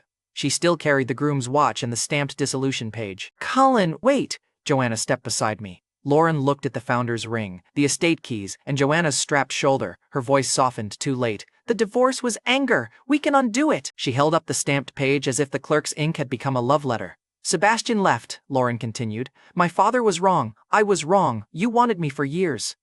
Joanna's hand stayed beside mine. She did not answer for me. Lauren took another step. You cannot erase what we had. I glanced at the stamp. You attend to the ending. Keep your souvenir. Lauren held out the groom's watch. I chose wrong. I answered, yes. She waited for more, and I gave her none. Sebastian's chair remained empty across the ballroom, and Lauren lowered the watch. Desmond pushed away from the rear doors with harbor dirt on his coat and the muddy diamond key still in one hand. He carried a blank check in the other and walked straight to Joanna. Name your price, Desmond ordered. Huxley Media, the building, a new company. Sign with me and leave this circus. Joanna took the check. Desmond smiled. Behind him, the two hired men who had removed their white gloves stood beside August's security. Neither moved when Desmond glanced back. His smile weakened, and Joanna tore the check in half without reading the amount. The family dog trotted over and dropped Desmond's silver ribbon at her shoe. Joanna tied the torn check with the ribbon and placed the bundle back in his hand. Your gifts keep getting cheaper, Joanna told him. Desmond looked at the paper bundle, but nobody held an umbrella for him this time. He left alone. Lauren watched him go, then looked at Joanna. Joanna's injured shoulder had turned purple beneath the strap. She still reached for my hand first. I looked at her. Still choosing the stray? Joanna touched my face with her good hand. You took long enough to ask? Then she kissed me in front of Lauren, both families, and every guest who had watched the wedding collapse. Lauren's fingers opened, and the groom's watch struck the carpet. I left it there, and Eden approached after Joanna stepped back. August stayed several feet behind her, and Eden opened her fist. The scorched brass key had cut a red mark into her palm. She had carried it through the abduction, the cage, and the falling ramp. She placed the key beside the founder's ring in my hand. Home, Eden said. August looked at her, then at me. He nodded once. My home has rooms, August told Eden. You choose where you sleep. Eden closed my fingers around the brass key and shook her head. August accepted the answer without bargaining, and the housekeeper opened the ballroom doors. This time, the former family walked through them under my order. At the hotel entrance, Sadie snapped at a valet to bring her car. The valet checked her claim ticket. There isn't a vehicle under your name. Sadie patted her empty pocket. Her hand stopped where the pink car key used to hang. She raised her phone to complain, but the Everhart account login had already frozen under Roland's own order from the estate. The screen asked her to verify an email she no longer controlled. Sadie lowered the phone and stopped asking.